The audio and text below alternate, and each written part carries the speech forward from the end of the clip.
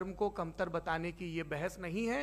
तो यदि कोई इस उम्मीद से देख रहा है या यहां आया है तो मैं आपको आश्वस्त करना चाहता हूं कि आपको नाउम्मीदी हाथ लगेगी। इस बहस में बहुत ज्यादा धार्मिक प्रतीकों के इस्तेमाल को लेकर भी ये दोनों लोग जो अभी आपको गंभीर दिख रहे हैं भले लोग हैं, कल शाम को चाय पर मिले थे, बहुत हंसी मजाक भी इनके बीच हुआ था और गलबैयां डालते हुए एक तस्वीर भी हुई थी। ये इस बात का प्रमाण है कि इंटरनेट पर जो हल्ला मचा हुआ है उसके मुकाबले ये दोनों लोग बहुत ही अच्छे शांत ढंग से बहस के लिए राजी हो गए हैं। ट्विटर की बातें ट्विटर तक सीमित, एलन मस्क आजकल उसको एक्स कहते हैं। और अब इस बहस की शुरुआत मैं इन विद्वानों का, हालांकि इनको परिचय की जरूरत नहीं पर हो सकता है, हमें पत्रकारिता में सिखाया जाता है कि नेवर अज्यूम, विज्ञान भी यही कहता है। मुफ्ती शमाइल नदवी साहब इस्लामिक विद्वान, शिक्षाविद हैं, कोलकाता के वाहियान फाउंडेशन के संस्थापक हैं, लखनऊ की प्रतिष्ठित दारुल उलूम नदवतुल उलमा से ग्रेजुएशन किया है, सोशल मीडिया और सार्वजनिक मंचों पर अध्यापन और बौद्धिक कामों में सक्रिय हैं और इस समय इंटरनेशनल इस्लामिक यूनिवर्सिटी मलेशिया से पीएचडी कर रहे हैं। अच्छी बात यह है कि पढ़ाई के साथ साथ ट्रैवल ब्लॉग भी बनाते हैं। पेट्रोनस टावर के सामने का ब्लॉग हमने देखा। हमारे साथ जावेद अख्तर साहब हैं। जावेद अख्तर साहब कवि हैं, शायर हैं, गद्य भी लिखते हैं, फिल्मों के लिए संवाद लिखे हैं, गीत लिखे हैं। इससे इतर ये वैज्ञानिक सोच को लेकर या अपने डिक्लेयर्ड एथिज्म को लेकर भी मुखर रहते हैं और अपने तहीं रैशनैलिटी की बात करते हैं। देवियों और सज्जनों, डज गॉड एग्जिस्ट? इस सवाल का जवाब सब अपने अपने तहीं खोजने की कोशिश कर रहे हैं। कोई इसको गॉड डैम पार्टिकल की खोज बताता है, कोई गॉड पार्टिकल की खोज बताता है, कोई हिग्स बोसान की खोज बताता है, कोई ये सवाल जवाब तलाशने की कोशिश करता है कि मास एग्जिस्टेंस में आखिर आया कैसे, हुआ क्या था, सृष्टि के पहले, समय के पहले क्या था। और कोई ये कहता है कि ये सारी खोजें जिस मस्तिष्क में हो रही हैं प्रकृति के क्रम में, वो कैसे विकसित हुआ। मैं उम्मीद करता हूं कि हम आज इन बुनियादी सवालों के कुछ जवाब हासिल करने में कामयाब हूं। मैं सबसे पहले मंच पर आमंत्रित कर रहा हूं मुफ्ती शमाइल नदवी साहब को। आइए सर जी।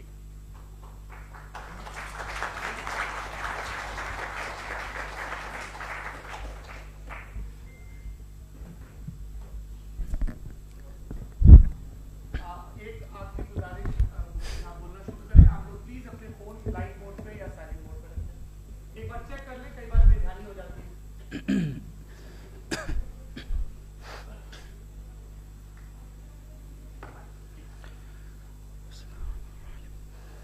तमाम तारीफ़ें उस क्रिएटर के लिए जिसने इस यूनिवर्स को एक मकसद के तहत पैदा किया है। रिस्पेक्टेड जनाब जावेद अख्तर साहब, मिस्टर सौरभ द्विवेदी और respected audience, thank you all for being here today. आज की डिबेट में चूंकि हम बात करने वाले हैं डज गॉड एग्जिस्ट के टॉपिक पर, तो ये एक ऐसा टॉपिक है जिसके मुताल्लिक कोई भी डिसीजन लेने के लिए अलग अलग स्टैंडर्ड्स हो सकते हैं। लिहाजा डिबेट के शुरू में यह जरूरी है कि हम ये जान लें कि आज के इस टॉपिक में कौन सा स्टैंडर्ड सही होगा और कौन सा गलत होगा। सबसे पहला स्टैंडर्ड जिसे मैं समझता हूं कि हमारे रिस्पेक्टेड जनाब जावेद अख्तर साहब बड़ी तेजी के साथ उसकी तरफ लपकेंगे, वो है साइंस। जबकि साइंस दर हकीकत खुदा के एग्जिस्टेंस को डायरेक्टली साबित करने या उसके एग्जिस्टेंस को डिनाई करने के लिए स्टैंडर्ड नहीं बन सकती। और उसकी वजह क्या है, ये मैं नहीं कह रहा, ये वो लोग कह रहे हैं जो साइंस के एक्सपर्ट्स हैं। नेशनल एकेडमी ऑफ साइंस कहती है science doesn't have the processes to prove और disprove the existence of God. Why?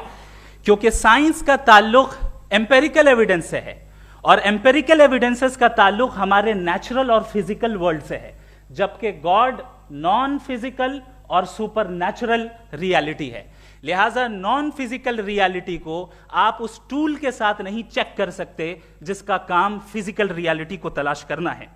लिहाजा आज इस डिबेट में गॉड की एग्जिस्टेंस को साबित करने या उसे डिनाई करने में साइंटिफिक एविडेंस को एक्सेप्ट नहीं किया जाएगा। दूसरा स्टैंडर्ड हो सकता है रेविलेशन, कि रेवलेशन के जरिए हम ये साबित करें कि गॉड एग्जिस्ट करता है या नहीं, लेकिन ये स्टैंडर्ड भी आज इररेलेवेंट है। क्यों? क्योंकि रेवलेशन मेरे नजदीक सोर्स ऑफ नॉलेज है, वैलिड सोर्स ऑफ नॉलेज है, लेकिन हमारे जावेद अख्तर साहब के नजदीक ये वैलिड सोर्स ऑफ नॉलेज नहीं है। लिहाजा आज की डिबेट में मैं एक भी एविडेंस किसी भी मजहबी स्क्रिप्चर से नहीं दूंगा, ताकि जावेद अख्तर साहब के लिए वो अनएक्सेप्टेबल ना हो।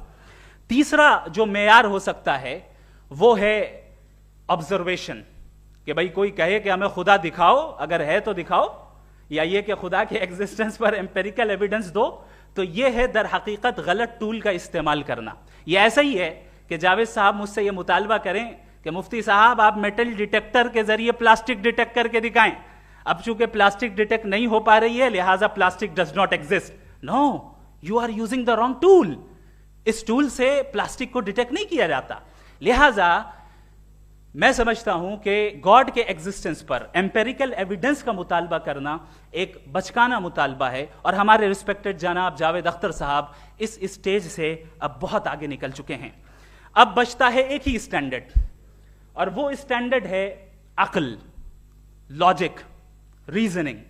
और यही वो स्टैंडर्ड है जिसके तहत गॉड की एग्जिस्टेंस को साबित किया जाएगा या गॉड की एग्जिस्टेंस को डिनाई किया जाएगा।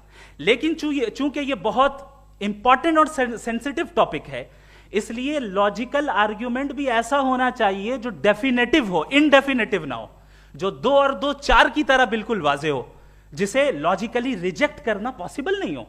फॉर एग्जाम्पल हम कहें हमारे रिस्पेक्टेड मिस्टर सौरभ साहब, ये एक इंसान है और तमाम इंसान कॉन्शियस बीइंग है, लिहाजा नतीजा क्या निकला? हमारे सौरभ साहब भी कॉन्शियस बीइंग है।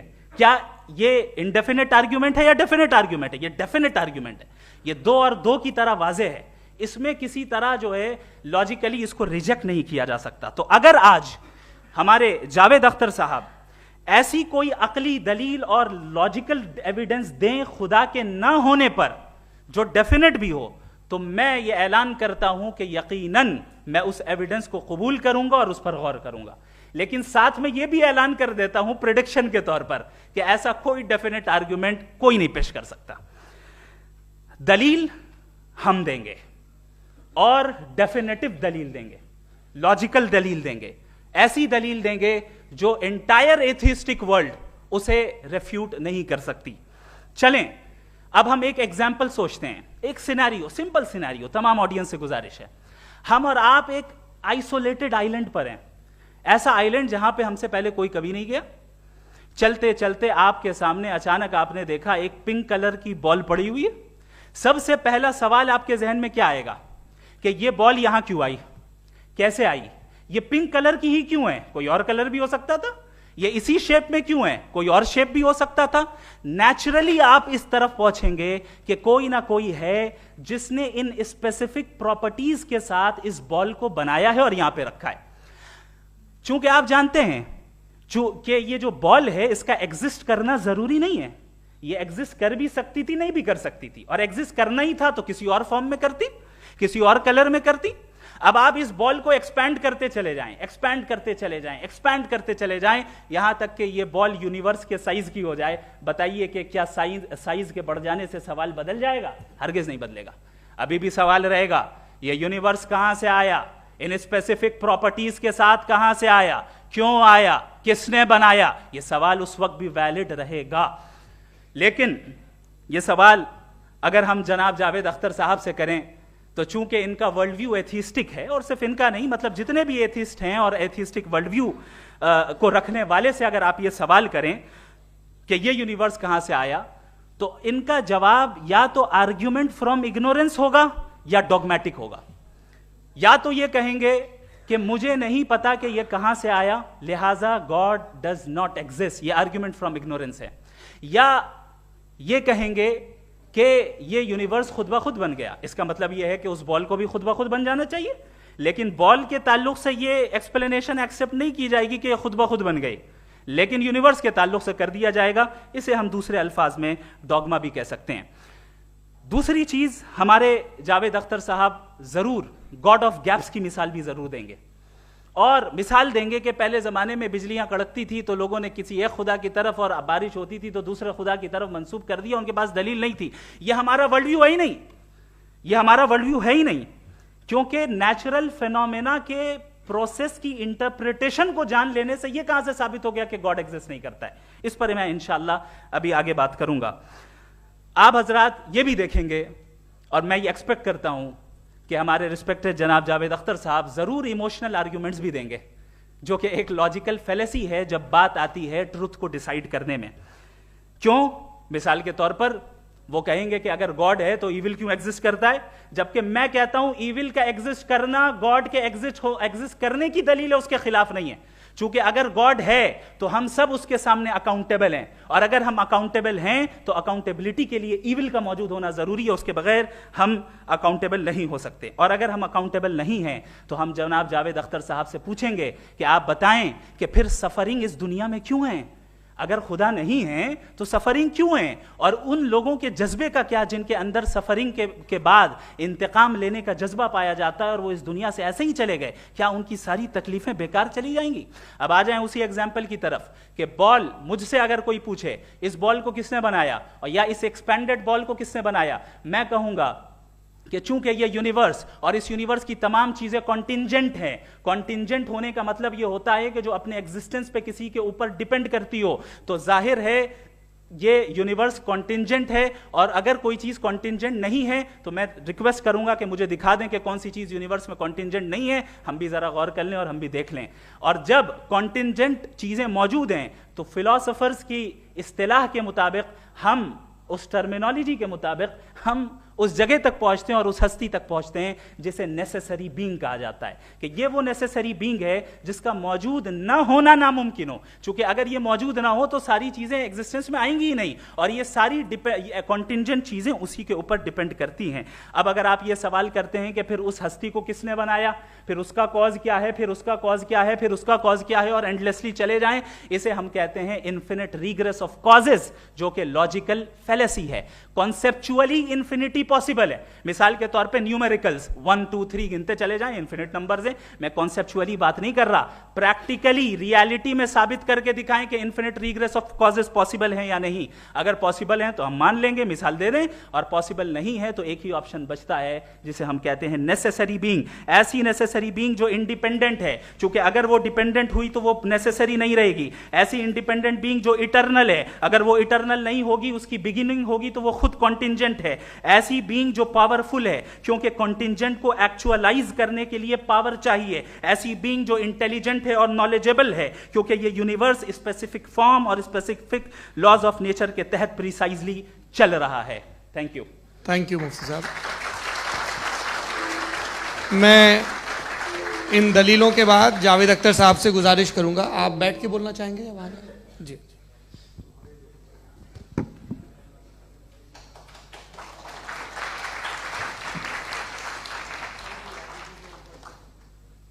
पहले तो मैं मुफ्ती साहब को एक अच्छी खबर देना चाहूँगा कि मेरी नॉलेज साइंस के बारे में बड़ी मामूली है, तो आप फिक्र ना करें उसकी, लेकिन कुछ कॉमन सेंस है मुझ में। देखिए, ये खुदा का तस्वुर कोई नया तस्वुर नहीं है, ये सदियों से रहा है। ये कुछ रिलीजन 3000 साल पुराने होंगे, 4000 साल पुराने होंगे, लेकिन इंसान कोई 10,000 12,000 साल से एग्जिस्ट करता है होमोसेपियन की शक्ल में, और हमेशा कुछ ना कुछ मज़हब रहे। ये मज़हब जाहिलों के नहीं थे, ये मज़हब एक ऐसी ग्रीक सोसाइटी के थे जहाँ बड़े बड़े फिलोसफर्स पैदा हुए। ये मज़हब इजिप्शियंस के थे जिन्होंने पिरामिड्स बनाए थे। ये रोमन्स के थे कि जिनका आर्किटेक्चर और सेनेट यानी पहली बुनियाद डेमोक्रेसी की लिमिटेड थी, मगर डेमोक्रेसी थी, ये उन लोगों ने किए थे। तो इनका जो जुपिटर था, रा था, ज़्यूस था, उन्हें उस पर इतना ही एतमाद था जितना आज किसी मजहबी आदमी को अपने खुदा पे होगा। क्रिश्चियनिटी आने से पहले यूरोप में एक मजहब था, जर्मेनिक रिलीजन। उसका एक खुदा था, उसकी एक बीवी थी, उसके 2 बेटे थे, एक बेटी थी। फिर जर्मनी में जब यूरोप में क्रिश्चियनिटी आई तो वो खुदा, उसकी बीवी और पूरे ख़ानदान चला गया। तो हमने, अगर हम हिस्ट्री देखें तो खुदा जो है वो ज़्यादातर फ़ानी है, वो हमेशा रहे नहीं। और वो जो लोग इन्हें मानते थे, उनको आप कहें वो तो जाहिल थे, उन्हें तो कुछ पता ही नहीं था, ऐसा नहीं है। वो अपने वक्त में बड़े काबिल लोग थे और अपने वक्त में उन्होंने बड़े बड़े काम किए हैं, फिलोसफर्स थे, साइंटिस्ट थे। लेकिन उनका मजहब कहाँ गया, उनके खुदा कहाँ गए? आज जो खुदा हैं दुनिया में, लोग उन्हें मानते हैं। आपको क्या मालूम कि कितने बरसों के बाद क्या होने वाला है? हम यूरोप में देखते हैं तो चर्च खाली हैं। तो वक्त के साथ चीज़ें बदलती हैं। जहाँ तक इसका ताल्लुक है मजहबों का, हर मजहब आपसे एक चीज़ मांगता है, फेथ। ये फेथ क्या चीज़ होती है? What is the difference between faith and belief? ये तो बहुत ही अहमकाना बात होगी कि कोई आदमी कहे साहब अगर खुदा है तो मुझे दिखाइए। ये तो जाहिलाना बात हुई। मैंने तो नॉर्थ पोल नहीं देखा है, मगर मैं मानता हूँ कि नॉर्थ पोल है। मैं क्यों मानता हूँ? इसलिए कि अगर ये दुनिया राउंड है तो उसका कोई टॉप होगा। कुछ लोग हैं जो वहाँ गए भी हैं, कॉमन सेंस कहता है कि ऐसा होगा, सबूत है, गवाह है, रीज़न है। तो ये मेरा फेथ नहीं है। तो फेथ में और बिलीफ में डिफरेंस क्या है? जो मजहब मांगता है आपसे, हर मजहब फेथ मांगता है। फेथ का मतलब ये है कि ना कोई गवाह हो, ना कोई सबूत हो, ना कोई रैशनल हो, ना कोई लॉजिक हो, ना कोई प्रूफ हो, मगर तुम एक बात को मानो। ये है फेथ। वरना बिलीफ होता। अगर इसमें कुछ भी सबूत होते, गवाह होते, तो फिर इसे आप बिलीफ कहते। जैसे मेरा बिलीफ है कि नॉर्थ पोल है, मेरा फेथ थोड़ी है। फेथ इन तमाम शर्तों को रद्द करता है। तो फिर स्टुपिडिटी क्या है?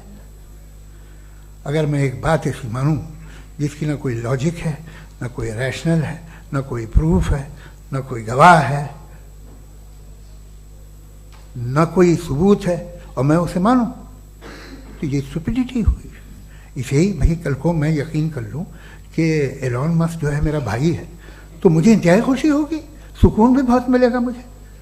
लेकिन और कहे भाई क्यों मानते हो, क्या सबूत है? भाई वो तो अमेरिकन है और तुम तो इंडियन हो, वो तो नस्ल अलग है, तुम्हें कभी मिले भी नहीं। साहब देखिए मेरा फेथ है, इस पर बात न किया। फेथ का मतलब ही यह है कि आप प्रूव नहीं कर सकते। अगर आप प्रूव कर सकते हो तो फेथ की जरूरत ही नहीं, फिर तो आप बात करेंगे, आप कितनी बहस कर लीजिए।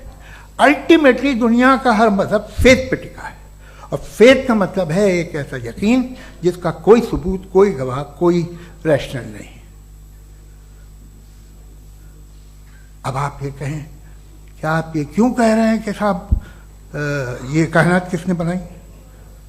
कमाल ये है कि आपने बताया कि एक आइलैंड पे गए और एक बॉल देखी। आपने ये नहीं कहा कि आइलैंड किसने बनाया, आपको सिर्फ बॉल पे हैरत हुई। हमने आइलैंड पे हमने हैरत नहीं की, होते हैं आइलैंड। इसी तरह ये आइलैंड है, सितारे, ये गैलेक्सीज, ये सब आइलैंड हैं खला में। हम उन्हें टेकन फॉर ग्रांटेड लेते हैं, हम पूछते नहीं किसने बनाए। आपने जजीरे के बारे में भी नहीं पूछा है। मेरी पैदाइश कैसे हुई?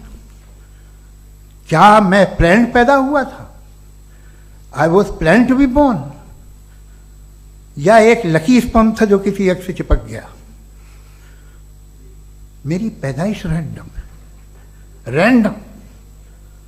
और इंसाफ जिसे आप कहते हैं, इंसाफ का तो नेचर से कोई वास्ता ही नहीं है। जो आप कहते हैं कि एक दिन इंसाफ मिलेगा, इंसाफ is a human concept. Nature में कोई इंसाफ नहीं। अगर शेर हिरन को खा जाता है तो उसे कोई सजा नहीं मिलती। अगर एक आंधी आती है और हरे भरे पेड़ों को उखाड़ के फेंक देती है तो आंधियों की जेल नहीं होती है। नेचर में इंसाफ नहीं, इसलिए वो नेचर को इंसाफ की जरूरत भी नहीं। नेचर तमाम एक है। अब हम कहें कि साहब ये देखिए जो मैंने खाना खाया था, ये मेरी आंख तो नहीं यूं कर दिया उसे, तो इसे सजा मिलनी नहीं। वो सिस्टम है, ऐसे ही चल रहा है। नेचर बगैर इंसाफ के है। इंसाफ इज अ ह्यूमन कॉन्सेप्ट। तो जो आपसे कहता है कि मैं तुम्हें इंसाफ दूंगा, वो इंसानी जहन की पैदावार है। ये नेचुरल है ही नहीं, ये आसमानी है ही नहीं, नेचर का तसव्वुर, इंसाफ का तसव्वुर। भाई आप साथ मिलते हैं, अब आप लेफ्ट हैंड ड्राइव करते हैं, ये क्या है? तमाम सच, तमाम नेकी, तमाम शराफत लेफ्ट हैंड ड्राइव है। वरना क्या होगा, या तो आप क्रॉस कर देंगे, आपका एक्सीडेंट हो जाएगा, या आप किसी को मार देंगे, या ट्रैफिक जैम हो जाएगा। झूठ, बेईमानी, रिश्वतखोरी, ये तमाम जो है driving on the wrong side, इसके ऊपर कुछ नहीं। ये तो हमने बनाया, जैसे हमने लेफ्ट हैंड ड्राइव बनाई है। ये कॉन्सेप्ट ऑफ इंसाफ जो है ये हमारा है, इसका नेचर से कोई वास्ता नहीं। शेर खा जाता है हिरन को, उसे जेल होती है क्या? कुछ भी नहीं, है ही नहीं। तो ये जो दुनिया के रिलीजन प्रॉमिस करते हैं आपसे इंसाफ, इसी से मालूम होता है कि ये मैन मेड है। ये तसव्वुर कहीं और का है ही नहीं। जो नेचर है, कुछ लोग कहते हैं नेचर ही खुदा है, तो नेचर में तो इंसाफ नहीं कहीं। और आप वादा कर रहे हैं कि तुम्हें मरने के बाद इंसाफ मिलेगा। मुझे अगर मिलेगा तो मैं बहुत खुश हूँगा, लेकिन मैं यकीन नहीं कर पाता हूँ, इसलिए कि मैं फेथ नहीं पैदा कर सकता। The very fact that religions demand faith, इसका मतलब है कि उनके पास जस्टिफिकेशन नहीं है। अच्छा साहब, फिर रिलीजन अगर मॉडरेशन में है, कोई सा भी नहीं, वो आप में कुछ खूबियां भी पैदा करता होगा, देखिए उससे ये फ़ायदा है, वो फ़ायदा है। अल्कोहल जो है वो ज़्यादातर दवाओं में यूज़ होती है, और एक सर्वे किया गया था अमेरिका में कि लॉन्जिटिविटी किन लोगों की है, तो एक तरफ वो लोग थे जो शराब पीते ही नहीं थे, और एक तरफ वो थे जो एक बोतल शराब रोज़ पीते थे। सबसे ज़्यादा लंबी उम्र उनकी है जो 2 पैक नाप के शराब पीते और खाना खाते हैं।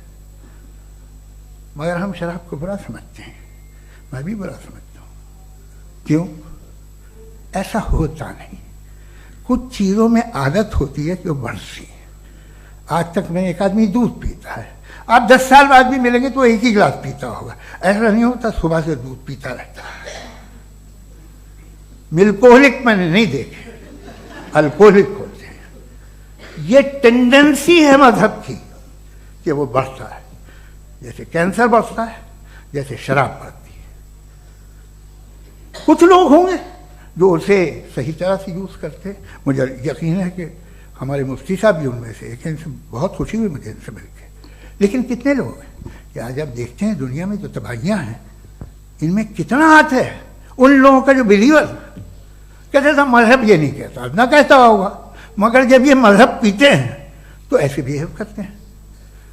थोड़ा सा अगर हो तो शायद बहुत अच्छी बात, लेकिन शराब थोड़ी सी नहीं रहती, उसमें टेंडेंसी है। पहले थोड़ा सा अगर 2-3 कैंसर के सेल हो ना बॉडी में तो आदमी स्लिम रहेगा, लेकिन वो 2-3 सेल नहीं रहते, वो मल्टीप्लाई होते हैं।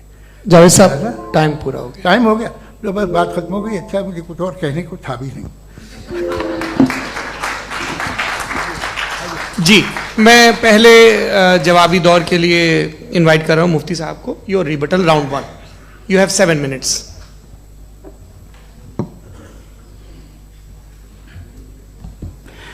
Thank you very much Javed साहब, आपकी बात को सुनकर बड़े महजूज हुए हम लोग। महजूज, do you understand? We enjoyed. Okay, अब थोड़ा सा लॉजिकली उसको हम लोग देखते हैं। दरअसल हम लोगों ने कल गुजारिश की थी मुफ्ती साहब से भी, जावेद साहब से भी, कि हिंदुस्तानी ज़बान आम फहम सबको समझ में आ जाए, और जहां कहीं आप मुश्किल शब्द इस्तेमाल करें वहां बताते भी चलें। Thank you. तो सबसे पहले हमारे रिस्पेक्टेड जावेद साहब ने हवाला दिया कि खुदा फानी है। कितने मजहब आगे चले गए, किसी ने जुपिटर को खुदा माना, किसी ने किसी को माना। मैं कहता हूं जिसने कॉन्टिंजेंट चीज को खुदा माना, गलत माना, वो खुदा ही नहीं, वो खुदा ही नहीं है। हम तो नेसेसरी बीइंग को साबित करने बैठे हैं, वो नेसेसरी कॉज जो इटरनल है, जो अबदी भी है और अजली भी है। हम किसी और को साबित करने नहीं बैठे। दूसरी चीज उन्होंने कहा कि फेथ एंड बिलीफ, ये एक ऐसी डेफिनेशन है फेथ की जो इन्होंने पहली मर्तबा पेश की है, या माफ कीजिएगा इन्होंने पहली मर्तबा पेश नहीं की है, रिचर्ड डॉकिंस ने पहली मर्तबा पेश की है। मुझे मालूम है ये सोर्स कहां से है। एपिस्टेमोलॉजिकली फेथ और बिलीफ का फर्क आप इस तरह नहीं कर सकते सर। फेथ सही भी होता है, गलत भी होता है, बिलीफ सही भी होता है, गलत भी होता है। जो लॉजिक, रीजन और एविडेंस से बैक्ड होगा वो फेथ सही होगा। और आप जिस फेथ की बात कर रहे हैं कि इलॉजिकल है और उसके पीछे नहीं है, तो we are on the same page. हम नहीं मानते उस फेथ को, जो फेथ ऐसा हो जिसके पीछे कोई लॉजिक ना हो, एविडेंस ना हो, हम नहीं मानते। हम तो उस फेथ के कायल हैं जिसके पीछे लॉजिक हो और एविडेंस हो। तो बिलीफ सही भी होता है, गलत भी होता है, फेथ भी सही होता है और गलत भी होता है। तो आज फेथ और बिलीफ के डिफरेंस पे बात नहीं हो रही है। आज आप चाहे फेथ एक्सेप्ट कर लें या बिलीफ एक्सेप्ट कर लें, आज ये बात होगी कि ट्रूथ क्या है। चाहे ट्रू बिलीफ सही है या ट्रू फेथ सही है, और फॉल्स फेथ क्या है और फॉल्स बिलीफ क्या है, बात इस पे हो रही। दूसरी चीज इन्होंने पूछा, स्टुपिडिटी फिर क्या है? अगर फेथ, रिलीजन स्टुपिडिटी नहीं है तो और क्या है? चूंकि फेथ का मुतालबा करते हैं तो स्टुपिडिटी क्या है? मैं कहता हूं स्टुपिडिटी एथिज्म है। उसकी वजह यह है कि आप एक सड़क पे जा रहे हो और आप किसी गार्डन में जाएं और देखें वहां लिखा है फूलों के साथ, I love Javed Akhtar and I really do, I love you sir. So जब आप वहां पर पहुंचे तो वहां पहुंचकर अब ये बताएं, क्या आप ये कहेंगे wow what a natural selection? ये क्या नेचुरल सिलेक्शन है? नहीं, ये प्रिसाइजली डिजाइंड है, इसके पीछे डिजाइनर है। लिहाजा अगर कोई एक ऐसी कॉमन सेंस की बात को कबूल नहीं कर रहा है कि यूनिवर्स जो इतने प्रिसाइजली काम कर रहा है, हम कह दें कि खुद ब खुद बन गई, मैं समझता हूं इससे बड़ी स्टुपिडिटी और कुछ नहीं है। ये इर्रेशनल चीज है। फिर हमारे सर ने कहा कि आपने बॉल पे फोकस किया, आइलैंड पे फोकस नहीं किया। अरे आइलैंड को किसने बनाया यही समझाने के लिए तो बॉल की मिसाल दे रहा हूं। और बॉल भी कॉन्टिंजेंट है, आइलैंड भी कॉन्टिंजेंट है, दोनों नेसेसरी बीइंग का मुतालबा करते हैं। आगे इन्होंने कहा कि नेचर में कोई इंसाफ नहीं है। हम डिसाइड करते हैं कि मोरालिटी क्या होती है, इंसाफ क्या होता है। हम डिसाइड करते हैं, जैसे ड्राइविंग सीट में ट्रैफिक वाला, ये तो किसी खुदा ने नहीं कहा, ये है, इसे कहते हैं फॉल्स इक्विवेलेंस। ये एक लॉजिकल फेलेसी है। आपने जो है मिसाल दी ड्राइविंग की और ट्रैफिक की, ये सब्जेक्टिव मोरालिटी है। आप सब्जेक्टिव मोरालिटी को मिसाल बनाकर ऑब्जेक्टिव मोरालिटी के ऊपर नहीं थोप सकते। इंसाफ की ऑब्जेक्टिव मोरालिटी है। अगर आप ये कहते हैं कि नेचर में इंसाफ नहीं है तो इंसाफ का न होना ये नेचुरल हुआ, तो फिर नेचर को नेचर रहने दे, क्यों हम इतना स्ट्राइव कर रहे हैं दुनिया में इंसाफ लाने के लिए? ये तो इलॉजिकल बात है, इर्रेशनल बात है। इसलिए बहुत सी चीजें ऐसी हैं जो ऑब्जेक्टिवली जो है इविल या गुड हैं, और बहुत सी चीजें ऐसी हैं जो सब्जेक्टिवली हैं। सब्जेक्टिवली जो मोरल होता है या इमोरल होता है उसको हम सोशल कंसेंसस से या पर्सनल प्रेफरेंस से डिसाइड करते हैं। लेकिन जो ऑब्जेक्टिव मोरालिटी है, जिसमें इंसाफ आया, जो इन्होंने बार बार रिपीट किया, ये ऑब्जेक्टिव है, सब्जेक्टिव नहीं है। अगर आप कहते हैं ये सब्जेक्टिव है तो मेरा सवाल आपसे ये है, क्या सोशल कंसेंसस के जरिए अगर जुल्म को सही करार दे दिया जाएगा तो आप जुल्म को जस्टिफाई करेंगे? दूसरी चीज इन्होंने ये कहा कि 2 पैक शराब पी लें तो वो उतने पे नहीं रहता, बढ़ जाता है। यही मामला मजहब के साथ है। 2 पैक आप पी लें बढ़ेगा। तो ये एक ऐसी मिसाल है, इसको कहीं भी फिट कर लें कि आप एथिज्म पे जब फिट करें, जब आप 2 पैक एथिज्म का लेंगे ना तो वो बढ़ बढ़ के नॉर्थ कोरिया बनेगा। Thank you.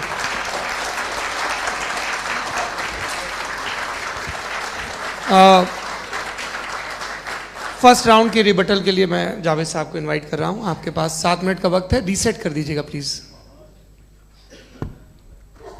मुझे इस बात की खुशी है कि मुफ्ती साहब ने भी मान लिया कि नेचर में कोई इंसाफ नहीं है। तो कोई भी चीज़ जो इंसान ने नहीं बनाई है उसमें इंसाफ नहीं होता है। एक बात मैं आपसे अर्ज करूँ, जरा पता लगा लीजिएगा, ये जो आप बाग में जाते हैं बेहद खूबसूरत फूल देखते हैं ना, इनमें से कोई नेचुरल नहीं है। ये सारे फूल क्रॉस करके बनाए गए हैं। जो जंगल में फूल होते हैं निहायत मामूली होते हैं। ये फूल इंसानों ने बनाए हैं। जो आप बाग में देख के वाह वाह कहते हैं, ये इंसानों के बनाए हुए हैं। डिफरेंट फूलों को क्रॉस करके, डेवलप करके, फिर क्रॉस करके इस तरह से बनाए गए। नेचुरल फ्लावर नहीं। किसी जंगल वीरान में जाके आप गुलाब के फूल नहीं देखेंगे। ये सब बनाए हुए इंसान ने, बहुत से काम इंसान ने किए। बाकी है कि आपने मेरी एक बात का जवाब नहीं दिया, जिससे मुझे शिकायत है कि फेथ क्या है और आप फेथ मांगते क्यों हैं मुझसे? आप तो लॉजिकल हैं, आपके पास तो सारे रैशनल्स हैं, आपके पास सारे सबूत हैं, तो आपको फेथ की डिमांड क्यों करते हैं कि भाई तुम सरेंडर कर दो और सवाल मत करो? कोई मजहब सारे सवाल करने की इजाजत नहीं देता है और मना करता है कि दादा सवाल ना करो, बहक जाओगे तुम। आप क्यों रोकते हैं? हकीकत यह है कि इंसानी तारीख क्या है। इंसानी तारीख यह है कि दुनिया में दो तरह के लोग हुए हैं। एक वो जिन्होंने अपनी लाइल्मी की परस्तिश की है, दूसरे वो जिन्होंने अपनी इग्नोरेंस या लाइल्मी से झगड़ा किया है और मालूम किया है कि क्या है। ये जो आप कह रहे हैं, आज आप हैरान हैं कि भाई ये यूनिवर्स कैसे बनी। लोग हैरान थे कि सूरज डूबता है तो इधर से कैसे निकलता, और आप एक कदम जाके हमेशा का मानने को तैयार है, एक कदम पीछे ही मान जाइए। भाई आप इसके बाद जाते हो, कहते सवाल ना करना कि ये कहाँ से आया, ये पावर तो हमेशा से हमेशा रहेगी। तो आप यूनिवर्स के बारे में मानने में क्या तकलीफ है? एक कदम पहले रुक जाइए। ये हमेशा से थी या नहीं थी, हमें मालूम नहीं है। और ये कहना कि हमें मालूम नहीं है, कमाल ये है कि दुनिया के सारे मजहब सब जानते हैं ये दुनिया कैसे बनी थी, कैसे मिटेगी, मरने के बाद क्या होगा, इनको सब इल्म है।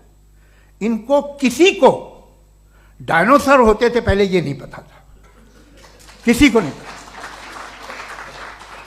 किसी भी दुनिया की मजहबी किताब में डायनासोर का जिक्र नहीं है, लेकिन बाकी सब बातें, how to make universe in 4 easy lessons and बाकी सब पता है। जिसको सब पता है वो गड़बड़ है। हम में ये इंकिसार, ये ह्यूमिलिटी होनी चाहिए कि हम ये कहें कि हमें ये बहुत सारी बातें नहीं मालूम, लेकिन हम उनकी परस्तिश ना करना, अपनी लाइल्मी को की परस्तिश ना करें, हम उसे पता लगाने की कोशिश करें। जिस दुनिया में आप बैठे हैं सर, ये हॉल जो है, ये इलेक्ट्रिसिटी जो है, ये माइक जो है, जिस हवाई जहाज से आप आए थे, वो जिस कार से आप यहाँ आए हैं, ये सब उन लोगों की बनाई हुई है जिन्होंने सवाल किए थे। ये दुनिया जिसमें आप आज आराम से हैं, ये उन लोगों की बनाई है कि जिन्होंने सवाल किए थे, और हर स्टेज पे इन सवालों को मकरूह कहा गया था, गलत कहा गया था। आप जरा तारीख पढ़िए, एक बड़ी दिलचस्प किताब है बर्ट्रैंड रसेल की, जिसमें उसने रिलीजन एंड साइंस कि कब से रिलीजन जो है साइंस के अगेंस्ट है, और हद तो यह है कि भाप के इंजन के खिलाफ थे, स्टीम इंजन के भी खिलाफ थे, और फतवे हुए उन पे, वेटिकन ने दिए। तो ये हमेशा, अभी जैसे ही ये राइट विंगर आते हैं अमेरिका में पावर में, तो वो जो अपना ये क्या बोलते हैं उसे, सीड क्या बोल रहे, सीड क्या जो, हाँ नहीं सीड जो होते हैं जिन पे जी, नहीं भाई, वो जो ह्यूमन बॉडी के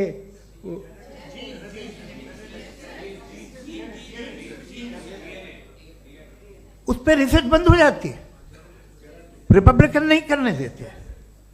अरे भाई इतना डर क्या है तुम्हें? एक जमाने में बहुत नाराज थे ये सारे मजहबी लोग कि ये इंसान तो इंसान बनाने की कोशिश कर रहा है। आपको क्या तकलीफ भाई, बना ले तो बना लेने दो, ये खौफ क्या है? और ये सब आज जो आप कह रहे हैं नामुमकिन है, ये कैसे हुआ? मुझे एक किस्सा याद आता है। जब मैं 6ठी क्लास में था तो मैं मैथमेटिक्स में बहुत वीक था, तो एक टीचर रख दिया गया, उसने 1 2 3 4 5 6 7 को सिखा दिया मुझे। वो दिन मैं भूल नहीं सकता हूँ मुफ्ती साहब, जिस दिन उसने ये बताया कि 1/2 क्या होता है और 3/4 क्या होता है। मुझे ऐसा लगा कि मेरा सर बीच से फट जाएगा। यह आदमी कह रहा है कि जो दीवार के अंदर जाओ वॉक करते हुए। आज हंसता हूँ मैं इस बात पे। तो आज जो बातें आपके जहन से बिल्कुल परे हैं और आप हैरान होते उन्हें देख के, एक वक्त आएगा कि मामूली लगेंगे। और हुआ है, आपकी इंसानी तारीख ही है। इतनी जल्दी सारे फैसले आप मत कर लीजिए, थोड़ा ये ह्यूमिलिटी रखिए कि भाई ये हमें नहीं मालूम। ये कहने में क्या आ रहा है? ये यूनिवर्स कहाँ तक फैली, ये कब से है और कब तक रहेगी, हमें नहीं मालूम। आपने फैसला कर लिया कब बनी। ये आपके हिसाब से कोई 14 बिलियन ईयर बनी जो समझा जाता है। उससे पहले हजारों करोड़ों अरबों साल तक खुदा बैठा क्या कर रहा था? खामोश बैठा था ऐसे ही, दवाइयाँ ले रहा था। फिर उसे आइडिया आया, यार एक काम करते, वक्त अच्छा गुजर जाएगा, यूनिवर्स बना से। सोचिए, वो तो हमेशा से है ना, मगर यूनिवर्स हमेशा से नहीं है, ये तो बनाई गई है। और उससे पहले क्या था, इनका क्या काम था? कैसी बात है, ये बड़ा आसान है। जो बात हमें आज धीरे धीरे पता चली है, बरसों 2000 और 2500 साल पहले आपको किसी ने बता दिया कि क्या था, आप मान गए, और तब से वही मान रहे हैं जो 2500 साल पहले कहा गया था। सब कुछ बदल गया है, सॉल्व हो रही हैं चीज़ें। अभी साइंस बिल्कुल दावा नहीं करती, या कोई फिलोसफर ये दावा नहीं करता कि हमें सब मालूम, बल्कि वो कहता है कि हमें जितना मालूम होता है उससे ये मालूम होता है कि हमें कितना कम मालूम। तो हम अपनी जहालत से लड़े, उसकी परस्तिश न करें। जी, time, thank you so much. मैं तर्कों की श्रृंखला में राउंड 2 के लिए मुफ्ती साहब को आमंत्रित कर रहा हूं। आपके पास एक बार फिर से 7 मिनट का वक्त है। शुक्रिया। जनाब जावेद अख्तर साहब कई मर्तबा दोहरा रहे हैं कि फेथ का मतलब बताइए, फेथ का मतलब बताइए। मैंने बता दिया, फेथ सही भी होता है, गलत भी होता है। और आज हम फेथ पे बात नहीं कर रहे, हम ट्रुथ और डज गॉड एग्जिस्ट पे बात कर रहे हैं। क्या डज गॉड एग्जिस्ट, ये ट्रुथ यानी गॉड है या नहीं है, इसमें से दोनों ट्रुथ क्या है। अब आप उसे फेथ कह लें, बिलीफ कह लें, नॉट माई बिजनेस। उसके बाद आपने कहा कि भाई सवाल करने से मजहब रोकता है। मैं कहता हूं जो रोकता है वो रोकता होगा, मैं नहीं रोकता, बल्कि सवाल करें, सवाल करना चाहिए। सवाल कर करके तो हम आगे बढ़ते हैं, तरक्की करते हैं, और इसीलिए मैं आज यहां पे आया हूं। लेकिन सवाल सिर्फ खुदा से नहीं होगा, आपसे भी होगा। सवाल एथिज्म से भी होगा, सवाल सिर्फ मजहब से नहीं होगा, सबसे होगा। और आज मैं सवाल करूंगा और उम्मीद है कि आप जवाब देंगे। अभी तक आपने वैसे कॉन्टिंजेंसी आर्गुमेंट का कोई जवाब नहीं दिया है। चलें, आपने कहा यूनिवर्स के बारे में इटर्नल क्यों नहीं बोल देते। ये चूंकि लॉजिकली पॉसिबल ही नहीं है कि यूनिवर्स इटर्नल हो। यूनिवर्स एक कॉन्टिंजेंट चीज है जो टाइम एंड स्पेस के पाबंद है, टाइम एंड स्पेस से बाउंड है। जो टाइम एंड स्पेस से बाउंड होगा वो कॉन्टिंजेंट होगा, जो कॉन्टिंजेंट होगा वो उसकी बिगिनिंग हुई होगी, जिसकी बिगिनिंग हुई होगी वो इटर्नल नहीं हो सकता। ये तो कॉमन सी बात है। आपने कहा कि किसी मजहबी किताब में डायनासोर का जिक्र नहीं है। अफसोस कि आज तक किसी मैथमेटिक्स के किताब में मुझे डायनासोर का जिक्र नहीं मिला। तो इसका मतलब मैथमेटिक्स की किताब बेकार है? नहीं, उसका वो टॉपिक नहीं है। रेवलेशन का और मजहबी किताबों का टॉपिक ये नहीं है कि आपको आके बताए साइकिल कैसे बनाते हैं, या आकर ये बताएं कि जो है डायनासोर कब था। वो तो मोरालिटी सिखाने आया है, गॉड के बारे में बताने आया, नॉन फिजिकल रियलिटी की हकीकत को सिखाने के लिए आया। रिलीजियन साइंस को रोकता है? नहीं रोकता। अगर रोकता है तो गलत करता है। रिलीजियन साइंटिज्म को रोकता है, जिसमें हमारे जावेद साहब मुख्तल हैं। साइंस और साइंटिज्म में फर्क है। साइंटिज्म यह है कि आप समझें कि साइंस और साइंटिफिक मेथोडोलॉजी ये नॉलेज को हासिल करने का वाहिद सोर्स ऑफ नॉलेज है। यह है साइंटिज्म। हम इसे रिजेक्ट करते हैं। हम साइंस को तो तरक्की करते हैं। भाई आप हमारी पूरी तारीख कर लें, पढ़ लें तो आपको पता चल जाएगा। बहरहाल ये अलग टॉपिक है। उसके बाद इन्होंने एक लफ्ज कहा, वेटिकन ने फतवा दिया। वेटिकन का फतवे से कोई ताल्लुक नहीं है, दोनों कॉन्ट्राडिक्टरी अल्फाज हैं। उसके बाद उन्होंने कहा कि भाई हमें नहीं मालूम। अगर नहीं मालूम तो क्लियरली कह देना कि नहीं मालूम है, इसमें क्या हरज है। तो वही तो मैं कह रहा हूं ना कि आप कह दें कि नहीं मालूम, लेकिन क्लेम क्यों कर रहे हैं कि गॉड एग्जिस्ट नहीं कर रहा है। आप कह दें नहीं मालूम है, हो सकता है हो सकता ना हो, लेकिन आप क्लेम कर रहे हैं। The moment you say God does not exist, this is a claim, and now the burden of proof is upon you too, जैसे हमारे ऊपर है। और क्यों है मैं बताता हूं, क्यों है ये भी मैं बताता हूं। फिलोसॉफिकली जो क्लेम होता है ना, सिर्फ ये नहीं होता कि इंसान कहे पॉजिटिव क्लेम करे और नेगेटिव क्लेम करे तो बर्डन ऑफ प्रूफ नहीं है। आप मिसाल के तौर पे मैं कहूं कि फुला उस कमरे में कोई नहीं है, मैंने एक नॉलेज का क्लेम किया है। उस कमरे में कोई नहीं है, मैंने एक नॉलेज का क्लेम किया। या तो मैं कहूं मुझे नहीं पता, हो भी सकता है नहीं भी हो सकता है, this is not a claim. लेकिन जब मैं कह रहा हूं कि वहां कोई नहीं है, या मैं कह रहा हूं वहां कोई है, दोनों क्लेम है और दोनों के ऊपर बर्डन ऑफ प्रूफ है। हमारे ऊपर भी बर्डन ऑफ प्रूफ है। मैंने कंटिंजेंसी आर्ग्यूमेंट दिया, इसे तोड़कर दिखाइए। आखिरी चीज, इन्होंने कहा कि खुदा दुनिया बनाने से पहले 150 साल पहले या करोड़ों साल पहले क्या कर रहा था? अरे हजरत, चलें, बहरहाल मैं जवाब दे देता हूं। आप हमारे रिस्पेक्टेड पर्सनालिटी हैं, अगर आप नहीं होते तो मैं इसे एंटरटेन ही नहीं करता। टाइम, ये 100 साल पहले या 100 साल बाद, पहले बाद में अभी, ये वो अल्फाज हैं जिनका ताल्लुक टाइम से है। टाइम शुरू ही हुआ है यूनिवर्स की बिगिनिंग के बाद, तो उसके पहले खुदा क्या कर रहा था? सवाल इलॉजिकल है, ये फेलेसी है। यानी आप ये कह रहे हैं कि यूनिवर्स के बनने से पहले खुदा क्या कर रहा था? टाइम के बनने से पहले, पहले का ताल्लुक टाइम से, टाइम उस वक्त था ही नहीं, तो ये सवाल ही इनवैलिड है खुदा के ताल्लुक से। दूसरी चीज, आर्ग्यूमेंट ऑफ कंटिंजेंसी जो मैंने आपके सामने पेश की है, आपने बार बार ये प्रूफ किया और ये कह रहे हैं कि गॉड ऑफ गैप्स।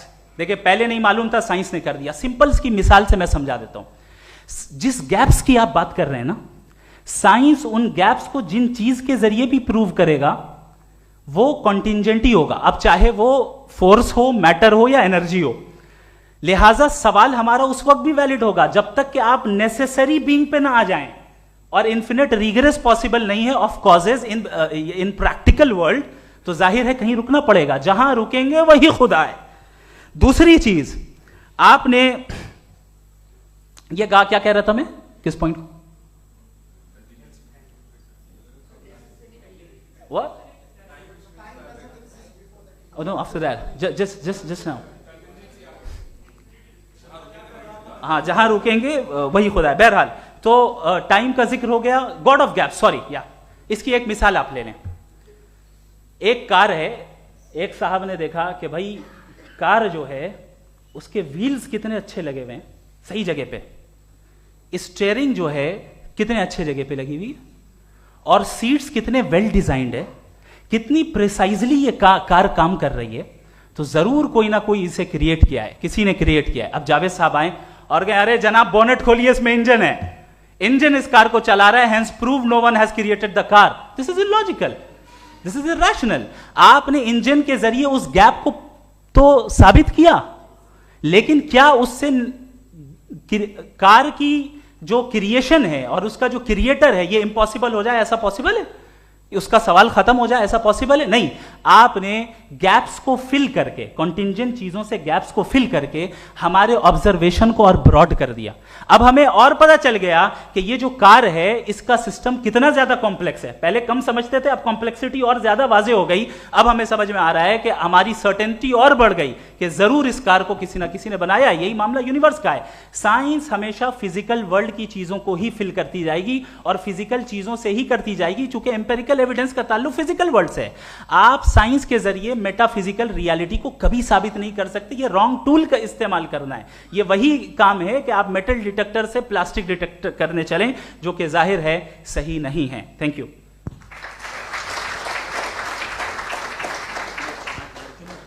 जी, ये आर्ग्यूमेंट का राउंड 2 है। हाँ। 7 मिनट है। पहले तो मैं आपसे अर्ज करूं कि आपने कहा कि जब कायनात ही नहीं थी तो वक्त भी नहीं था, कुछ भी नहीं था। कैसे नहीं था? खुदा था, एक एग्जिस्टेंस तो था ना खुदा का। तो जब खुदा था तो वक्त भी होगा। ऐसा नहीं कि कुछ भी नहीं था, खुदा था। अच्छा, बाकी एक आपने कहा साहब आप साबित कीजिए, आपके पास भी लॉजिक है, मेरे पास भी लॉजिक है। आप मेरा जिम्मेदारी नहीं है साबित करना कि खुदा है। बर्टन रसल ने बड़ी अच्छी बात कही। बर्टन रसल ने बड़ी अच्छी बात कही। मैं आपसे अगर ये दावा करूं कि एक चाय की केतली मरीख के चारों तरफ घूम रही है, मार्स के चारों तरफ, तो यह आपका काम नहीं है कि आप साबित करें कि कोई चाय की केतली नहीं है। ये मेरा काम है, मैंने दावा किया है। ये दावा तो मजहबी लोग करते हैं कि खुदा है। मैं क्यों साबित करूं कि नहीं है? जब तक आप मुझे कन्विंस नहीं कर देंगे मैं नहीं मानूंगा। आपकी जिम्मेदारी है, मेरी जिम्मेदारी नहीं है। दोयम ये कि ये जो आप कह रहे हैं, जो गैप्स हैं, ये गैप जब जब किसी मजहब को चैलेंज करते हैं, जब ऐसा कोई बात आती है तो हंगामा हो जाता है कि जब वो चैलेंज करें किसी फेथ को। ये तमाम साइंस जो है इसे मुख्तलिफ जगहों पे मुख्तलिफ वक्तों में मजहब ने रोकने की कोशिश की है। ये किताब है religion and science, Burton Russell की, पढ़िएगा, अच्छी लगेगी आपको। तारीख ही है साइंस मजहब की, साइंस से उसका यही रिश्ता है। अच्छा, अब ये हम सोचें कि बहरहाल ये वजूद जो है मज़हब और ये बिलीव इन गॉड इंसान को बेहतर बना देता है, तो एक काम कीजिए, हिंदुस्तान वर्ल्ड का नक्शा लीजिए और मार्क कीजिए कि रिलीजन कहाँ कहाँ ज़्यादा है, कहाँ कहाँ, चाहे वो लैटिन अमेरिका हो या मिडल ईस्ट हो या फार ईस्ट हो या हिंदुस्तान के वो इलाके जहाँ मजहबियत ज़्यादा है। रख दीजिए नक्शा अलग। अब दूसरा नक्शा कि कहाँ कहाँ नाइंसाफ़ी, रिप्रेशन, औरतों के हुकूक की पामाली, जुल्म, डिक्टेटरशिप कहाँ है, नक्शा एक ही होगा। तो आप मुझे बताएं कि जो इसका तरकीब इस्तेमाल क्या है, खुदा का तरकीब इस्तेमाल तो बताइए। आप छोटी सी दवा सड़क पे बेचते हैं, उसकी भी तरकीब इस्तेमाल बताते हैं। इसके इस्तेमाल से तो फायदे नहीं हुआ किसी को। जो सारे के सारे खराब मुल्क हैं, खराब समाज है, वो सारे जुल्म खुदा के नाम पे करते हैं। वो गलत करते हैं, सही करते हैं, मुझे क्या लेना देना उससे। इस्तेमाल से मालूम होता ना। एक विस्की की बोतल कभी शायद देखी हो आपने, लाल रंग की होती है, उस पर रोशनी और छपड़ा इंतहाई खूबसूरत लगती है, क्या बिगाड़ रही है किसी का। उसका इस्तेमाल गलत है, इसलिए आप उसे नापसंद करते हैं। इसका इस्तेमाल गलत है, इस तसव्वुर का इस्तेमाल ही गलत है और हमेशा से गलत हुआ है। आप देख लीजिए, इंसानी तारीख देख लीजिए, आज देख लीजिए, हिंदुस्तान देखिए, दुनिया देख लीजिए क्या हो रहा है। इसे कैसे इस्तेमाल कर रहे हैं फेथ वाले लोग? क्या फेयर हैं, जस्ट हैं, जो अपने खुदाओं पे यकीन रखते हैं? वो किस तरह के लोग हैं? वो लोगों को इंसाफ देते हैं, वो बेहतर इंसान बने। तो इस दवा का फ़ायदा क्या है? चलो बहुत फ़ायदा हो रहा तो मैं इस्तेमाल कर लूँगा, मुझे तो इस दवा का कोई फ़ायदा दिखता ही नहीं। मुझे तो ऐसा लगता, मैं एक और बात बताऊँ, अगर कोई आदमी मजहबी है और अच्छा आदमी है तो मैं उसकी बहुत इज्जत करता हूँ, इसलिए कि मेरा ख्याल है मजहबी आदमी का अच्छा होना मुझसे अच्छा होने से ज़्यादा मुश्किल है। भाई हर चीज़ की एक लिमिट है। आप इतना भाग सकते हैं, इतना नहीं भाग सकते, इतना वजन उठा सकते, इतना नहीं उठा सकते, इतना दूर देख सकते हैं, इतना दूर नहीं देख सकते। उसी तरह कॉमन सेंस कहता है कि आप में नेकी का भी एक कोटा होगा। अब आप अगर सुबह जाते हैं अपनी इबादत गाह और इबादत करते हैं, तो बाहर निकलते हैं तो आप तो यही महसूस करते हैं कि आपने एक बहुत अच्छा काम किया, आपकी नेकी का एक बहुत बड़ा कोटा खर्च हो गया जिससे किसी का कोई फ़ायदा नहीं हो। मैं तो नहीं जाता हूँ, तो मुझे तो किसी को खाना खिलाना पड़ेगा, किसी बेवा की मदद करनी पड़ेगी। मैं अपना कोटा कैसे कंज्यूम करूं? आप अपना कोटा, सारे मजहबी लोग इंतहाई यूजलेस कामों में यूज करते हैं। उसके बाद भी अगर आप में बच्ची है थोड़ी सी शराफत, तो भाई वाह क्या बात है।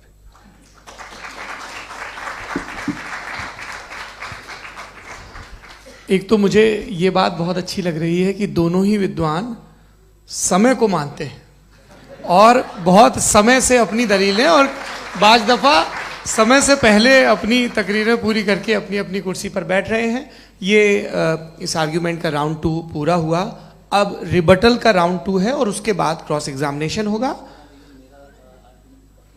नहीं, आपका आर्ग्यूमेंट हो गया सर। हमारे यहाँ स्कूल के सिलेबस में पंच परमेश्वर कहानी पढ़ाई जाती है, प्रेमचंद जी की लिखी हुई। आप निश्चिंत रहिए, आपके कोई राउंड में मिस नहीं होने दूंगा। रिबटल का राउंड 2 मुफ्ती शमाइल नदवी साहब।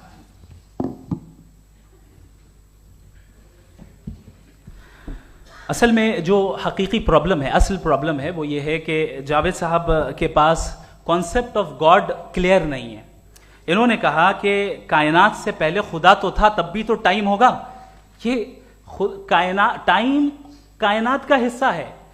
हम खुदा, उस खुदा को मानते हैं, नेसेसरी बीइंग का टाइमलेस होना जरूरी है, चूंकि वो टाइम का क्रिएटर है। जब उसने टाइम को क्रिएट किया तो वो खुद टाइम पे कैसे होगा? उसने जब स्पेस को क्रिएट किया तो खुद स्पेस में कैसे होगा?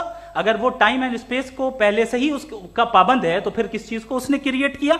लिहाजा ये सवाल गलत है कि खुदा था तो टाइम होगा। बिल्कुल नहीं, टाइम के पाबंद हम हैं, खुदा नहीं है। हम फिजिकल वर्ल्ड से ताल्लुक रखते हैं, वो मेटाफिजिकल रियलिटी है। दूसरी चीज इन्होंने मिसाल दी कि चाय की केतली हवा में घूम रही होगी, और पता नहीं शायद वो बर्टन रसल का उन्होंने हवाला दिया। बहरहाल यही प्रॉब्लम है। प्रॉब्लम यही है कि हम चीजों के दरमियान डिफरेंशिएट नहीं कर पाते। ये जो आपने मिसाल दी ये इमेजिनेशन है, और मैं जो साबित कर रहा हूं वो लॉजिकल नेसेसिटी है। आप इमेजिन करने आए तो कुछ भी करें, जुपिटर में पिंक एलिफेंट होगा, यूनिकॉर्न होगा, करें, उससे कायनात पे क्या फर्क पड़ता है? उससे आप लॉजिकल नेसेसिटी साबित नहीं कर सकते। मैं तो उस प्राइम कॉज की बात कर रहा हूं, उस नेसेसरी बीइंग की बात कर रहा हूं जिसके बगैर इस कायनात का एग्जिस्टेंस मुमकिन नहीं है। दूसरी चीज, मजहब को साइंस चैलेंज करती है वगैरह वगैरह, ये हमारा टॉपिक ही नहीं है। मैं इस पे बात करूंगा तो फिर मेरा वक्त चला जाएगा। मजहब के ऊपर चूंकि हमारी डिस्कशन नहीं है, साइंस को मजहब और बिलखुसूस मैं और हमारा वर्ल्ड व्यू कम अज कम साइंस को पीछे नहीं करता है, साइंटिज्म की मजम्मत करता है। इसकी वजाहत मैंने पहले कर दी। दूसरी चीज इन्होंने कहा वर्ल्ड का नक्शा लीजिए, वर्ल्ड मैप लीजिए, दो अलग अलग जगह की। हजरत, मैंने ये होमवर्क किया था और मैंने मिडिल ईस्ट का एक नक्शा लिया और यूरोप का एक नक्शा लिया, ये मजहबी इलाका और ये लिबरल और एथीस्ट इलाका। मुझे पता चला कि सबसे ज्यादा रेप केसेस जो हैं वहां पर है।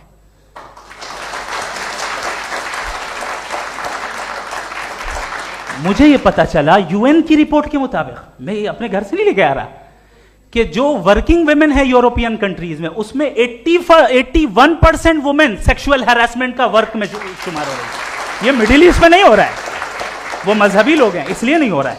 दूसरी चीज, आपने ये कहा कि मजहबी आदमी का अच्छा होना हमारे अच्छे होने से बहुत मुश्किल है, बहुत मुश्किल है। तो इसका मतलब यह है कि गॉड के अलावा आपके पास अच्छे और बुरे का कोई स्टैंडर्ड है। मैं चाहूंगा कि कन्वर्सेशनल स्टाइल वाली डिस्कशन और सेगमेंट पे इसी पे बात कर लेते हैं। Thank you very much.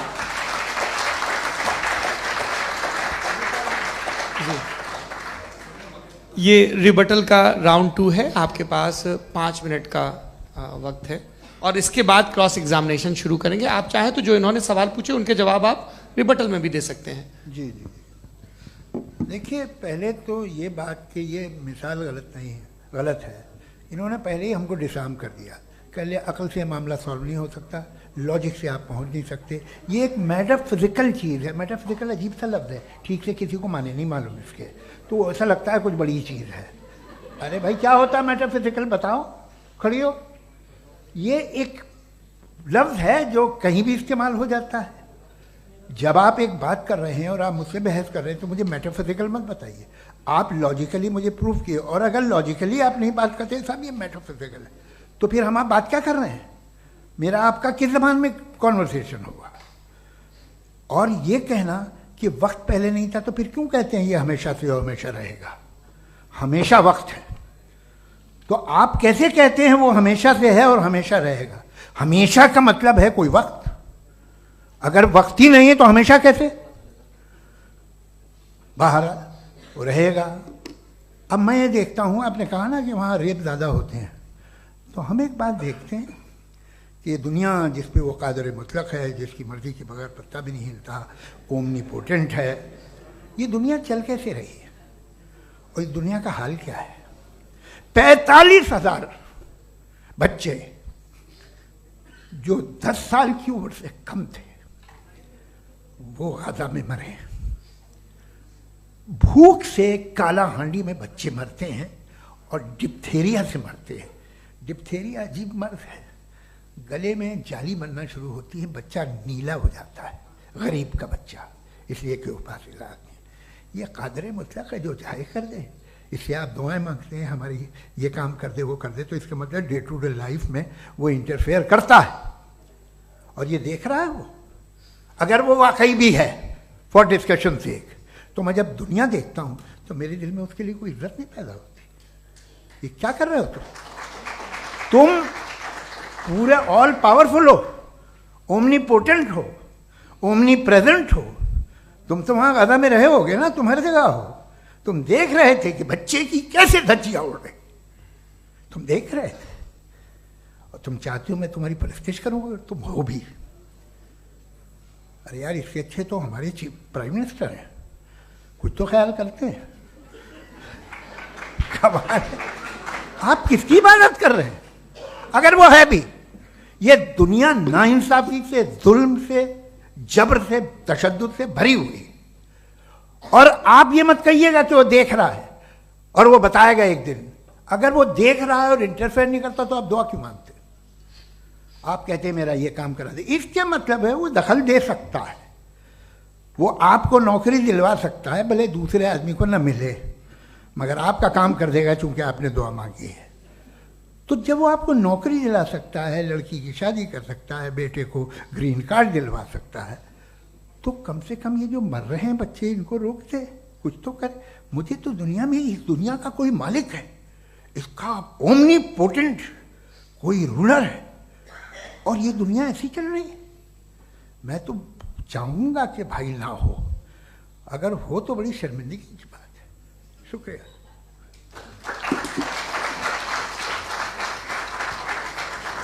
देवियों और सज्जनों, इस बहस के 2 राउंड और 2 रिबटल पूरे हो चुके हैं। अब सबसे ज़रूरी और सबसे मुश्किल राउंड शुरू हो रहा है, क्रॉस एग्जामिनेशन का। अब इन विद्वानों की सज्जनता की एक परख भी होगी, और वक्त हमने 16 मिनट का तय किया है। पहला सवाल आप पूछना चाहेंगे? जी बिल्कुल। पहले बोले भी आप आप माइक ले लीजिएगा हाथ में, ये नीचे से होना चाहिए। जी मैं बोलता हूँ, ये डायस हटा सकते हैं क्या हम थोड़ा क्विकली? डायस पीछे कर दीजिए बस थोड़ा सा, है, ताकि ये जो दाएं बाएं लोग बैठे हैं, इसे हटा ही दीजिए। अब हम वहाँ तो जाने वाले नहीं, आराम से आराम से। दोनों तरफ से हटा दीजिए।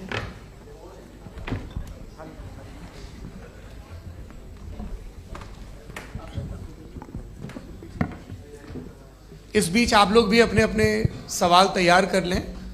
ये ध्यान रखेंगे कि मैं यहाँ से सवाल लूँगा, आप लोगों को अपना हाथ ऊपर करना है, अपना नाम बताना है, और अधिकतम 3 वाक्यों में अपना सवाल पूरा करना है।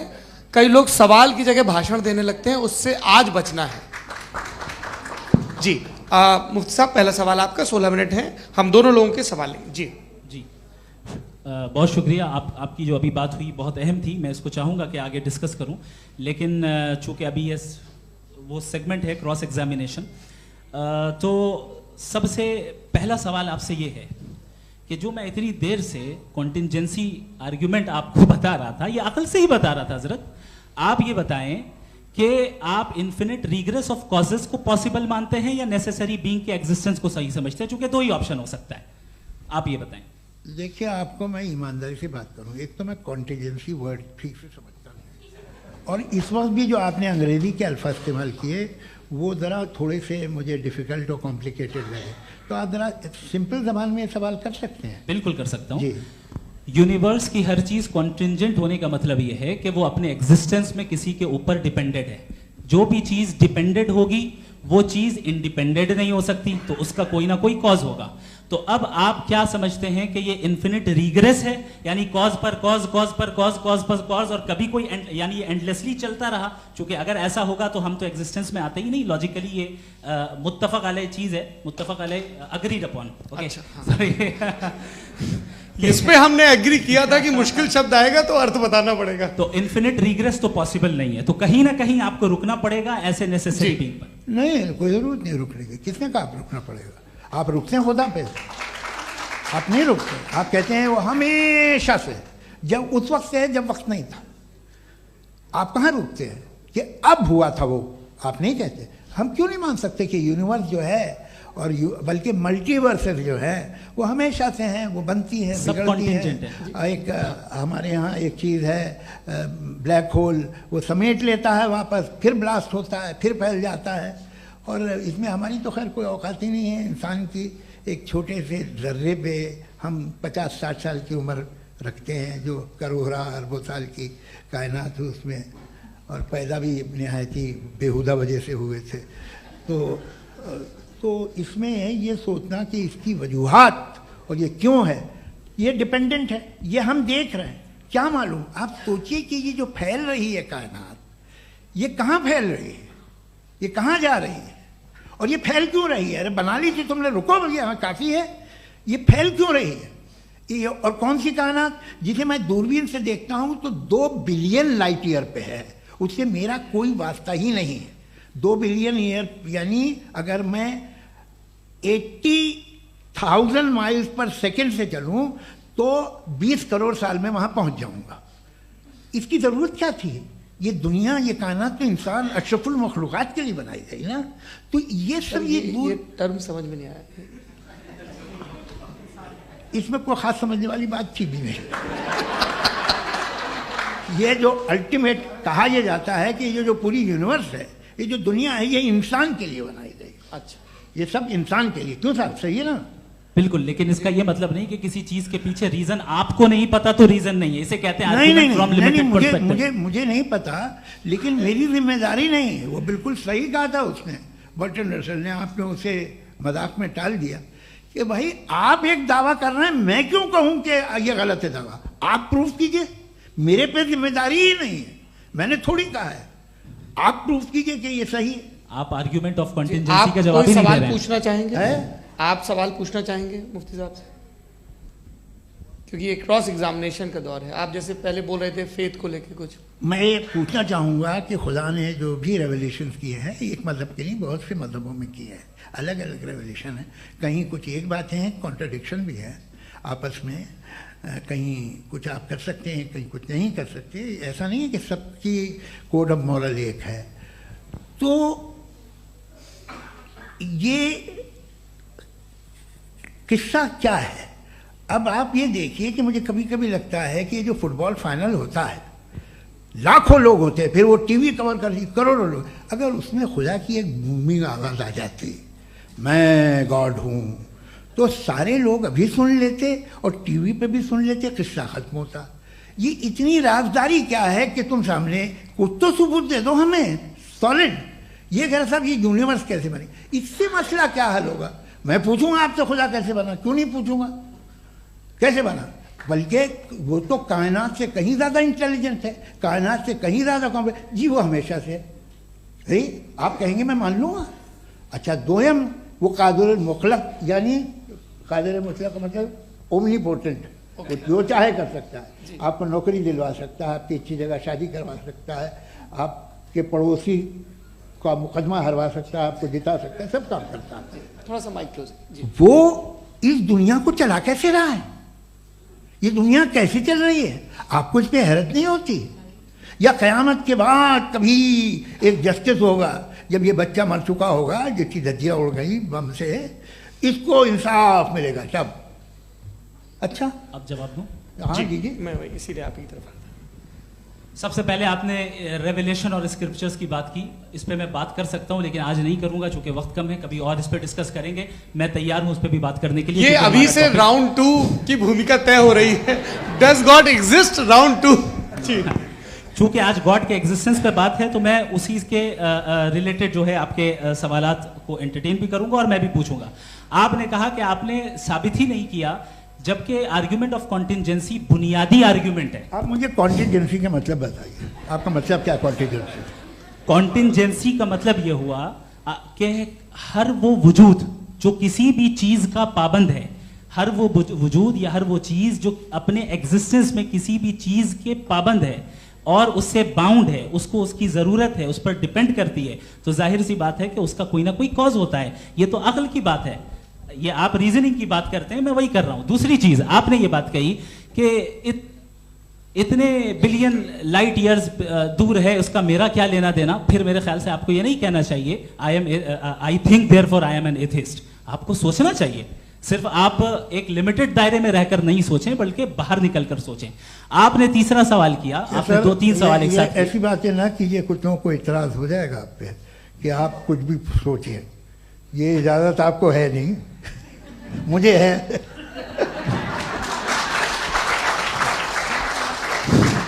जी, आपने प्रॉब्लम ऑफ इविल के ताल्लुक से सवाल किया और बार बार आप एक लफ्ज रिपीट कर रहे हैं कि ओमनीपोटेंट गॉड है, ऑल पावरफुल गॉड है। यही तो दरअसल समझना है कि गॉड का कॉन्सेप्ट क्या है। प्रॉब्लम ऑफ इविल जो है, प्रॉब्लम ऑफ इविल दर हकीकत 2 असम्पशंस पर कायम है। अगर आप इन 2 असम्पशंस को समझ जाएं तो ये प्रॉब्लम नहीं रहेगी, आर्ग्यूमेंट आपको समझ में आ जाएगी कि ये कोलैप्स कर जाता है। पॉइंट नंबर 1, यानी जो आपका सबसे पहला फॉल्स असम्पशन है कि गॉड मर्सीफुल है, ओमनीपोटेंट है, दुनिया में जुल्म हो रहा है। लेकिन आपको यह समझना चाहिए कि हमारे वर्ल्ड व्यू के मुताबिक गॉड सिर्फ ओमनीपोटेंट और सिर्फ मर्सीफुल नहीं है। बल्कि वो ऑल वाइज भी है और वो ऑल नोइंग भी है। उसके हर काम के पीछे हिकमत और विजडम है। ये कोई जरूरी नहीं है कि वो हिकमत और विजडम आपको समझ में आए या मुझे समझ में आए। अगर आप जो समझ रहे हैं उसके मुताबिक आप फैसला कर रहे हैं, ये लिमिटेड पर्सपेक्टिव से आर्ग्यूमेंट है। और इस चीज को हम अपनी दुनिया में, अपने लाइफ में, डेली लाइफ में इस प्रिंसिपल को एक्सेप्ट करते हैं। हम जब किसी डॉक्टर के पास जाते हैं, डॉक्टर के पास जाकर वो अगर उसने हमें कोई दवाई दी है तो हम ये तो नहीं कहते कि जब तक आपके पास जितना नॉलेज और जितना विजडम नहीं है, आपने क्यों ये दवाई दी है, तब तक हम इस चीज को एक्सेप्ट नहीं करेंगे। नहीं कहते, हम उसकी अथॉरिटी को तस्लीम करते हैं। क्यों? क्योंकि उसकी हम जानते हैं कि वो नॉलेजेबल है, वो विजडम वाला है, हमसे ज्यादा नॉलेज और हमसे ज्यादा विजडम है। बताएं सर। नहीं, डॉक्टर में और खुदा में बड़ा डिफरेंस है। डॉक्टर पढ़ा लिखा होता है, एक तो मैं उसकी बात सुनूंगा। दो ये नहीं, कुछ जवाब तो ये भी नहीं है सर। प्लीज, अगर सब ऑडियंस से बोलने लगेंगे तो फिर मतलब नहीं सिविलाइज्ड बहस का। मतलब आप ये कहें कि चूंकि आप डॉक्टर पे बिलीव करते हैं इसलिए खुदा पे बिलीव किए, क्या ये मिसाल आपको समझाने के आर्गुमेंट है, इस पे आपको एतराज नहीं है। तो सिंपल बात ये है कि मैं अगर ये यकीन कर लूँ कि एक ओमनीपोटेंट उसकी मसलहत है, ये जो बच्चे मर रहे हैं ये मसलहत है उसकी, मुझे नहीं चाहिए थी मसलहत। उसकी मसलहत नहीं, यही तो समझना है, मतलब एक्सपीरियंस। अच्छा, इस आपने अभी मेरी बात पूरी सुनी नहीं। मैंने कहा आपका पूरा आर्ग्यूमेंट दो फॉल्स असम्पशंस पर है। एक फॉल्स असम्पशन मैंने बता दिया, दूसरा फॉल्स असम्पशन ये है कि इस दुनिया में इविल के होने का कोई गुड रीजन नहीं है, जबकि हमारे पास बाज रीजंस मौजूद हैं, हमारे पास बाज वजूहात मौजूद हैं। अगर इस दुनिया में इविल ना हो तो आप गुड को डिफाइन कैसे करेंगे? अगर जुल्म ना हो आप इंसाफ को समझेंगे कैसे? अगर तारीकी ना हो तो आप लाइट को समझेंगे कैसे? बहुत अच्छे। अभी और सुन लें, अभी और बाकी है। ये तो बात बहुत पसंद आई साहब मुझे कि जब तक रेप ना हो तब तक औरतों की इज्जत का ख्याल आपने मेरा जवाब पूरा सुना ही नहीं। जब तक के बच्चों का कत्ल ना किया जाए तब तक आपको बच्चों की मासूमियत की इज्जत। आपने पूरा जवाब सुना ही नहीं। क्या बात है, क्या आपने नुक्ता निकाला? आपने पूरा जवाब सुना ही नहीं। आप सुन लें, मेरी बात सुन लें। ये मैंने आपको एक चीज बताई। दूसरी चीज, इस दुनिया में हम आए हैं टेस्ट के लिए, हमारा टेस्ट हो रहा है और हर इंसान का अलग अलग अंदाज में टेस्ट होता है। और इस दुनिया में अगर इविल मौजूद है तो वो इविल जरिया है हमारे अंदर ह्यूमन नोबल क्वालिटीज को डेवलप करने का और अलग अलग फील्ड में प्रोग्रेस करने का। और अगर हमारे अंदर और इस दुनिया में इविल नहीं होता तो बताइए टेस्ट का मतलब क्या होता? अगर मैं अपने स्टूडेंट को एमसीक्यूज दूं और उसमें सिर्फ राइट आंसर लिख कर दे दूं और कहूं तुम्हारा टेस्ट हो गया, ये मीनिंगलेस है। इस दुनिया में अगर हम टेस्ट के लिए आए हैं तो जाहिर है गुड एंड इविल दोनों मौजूद है।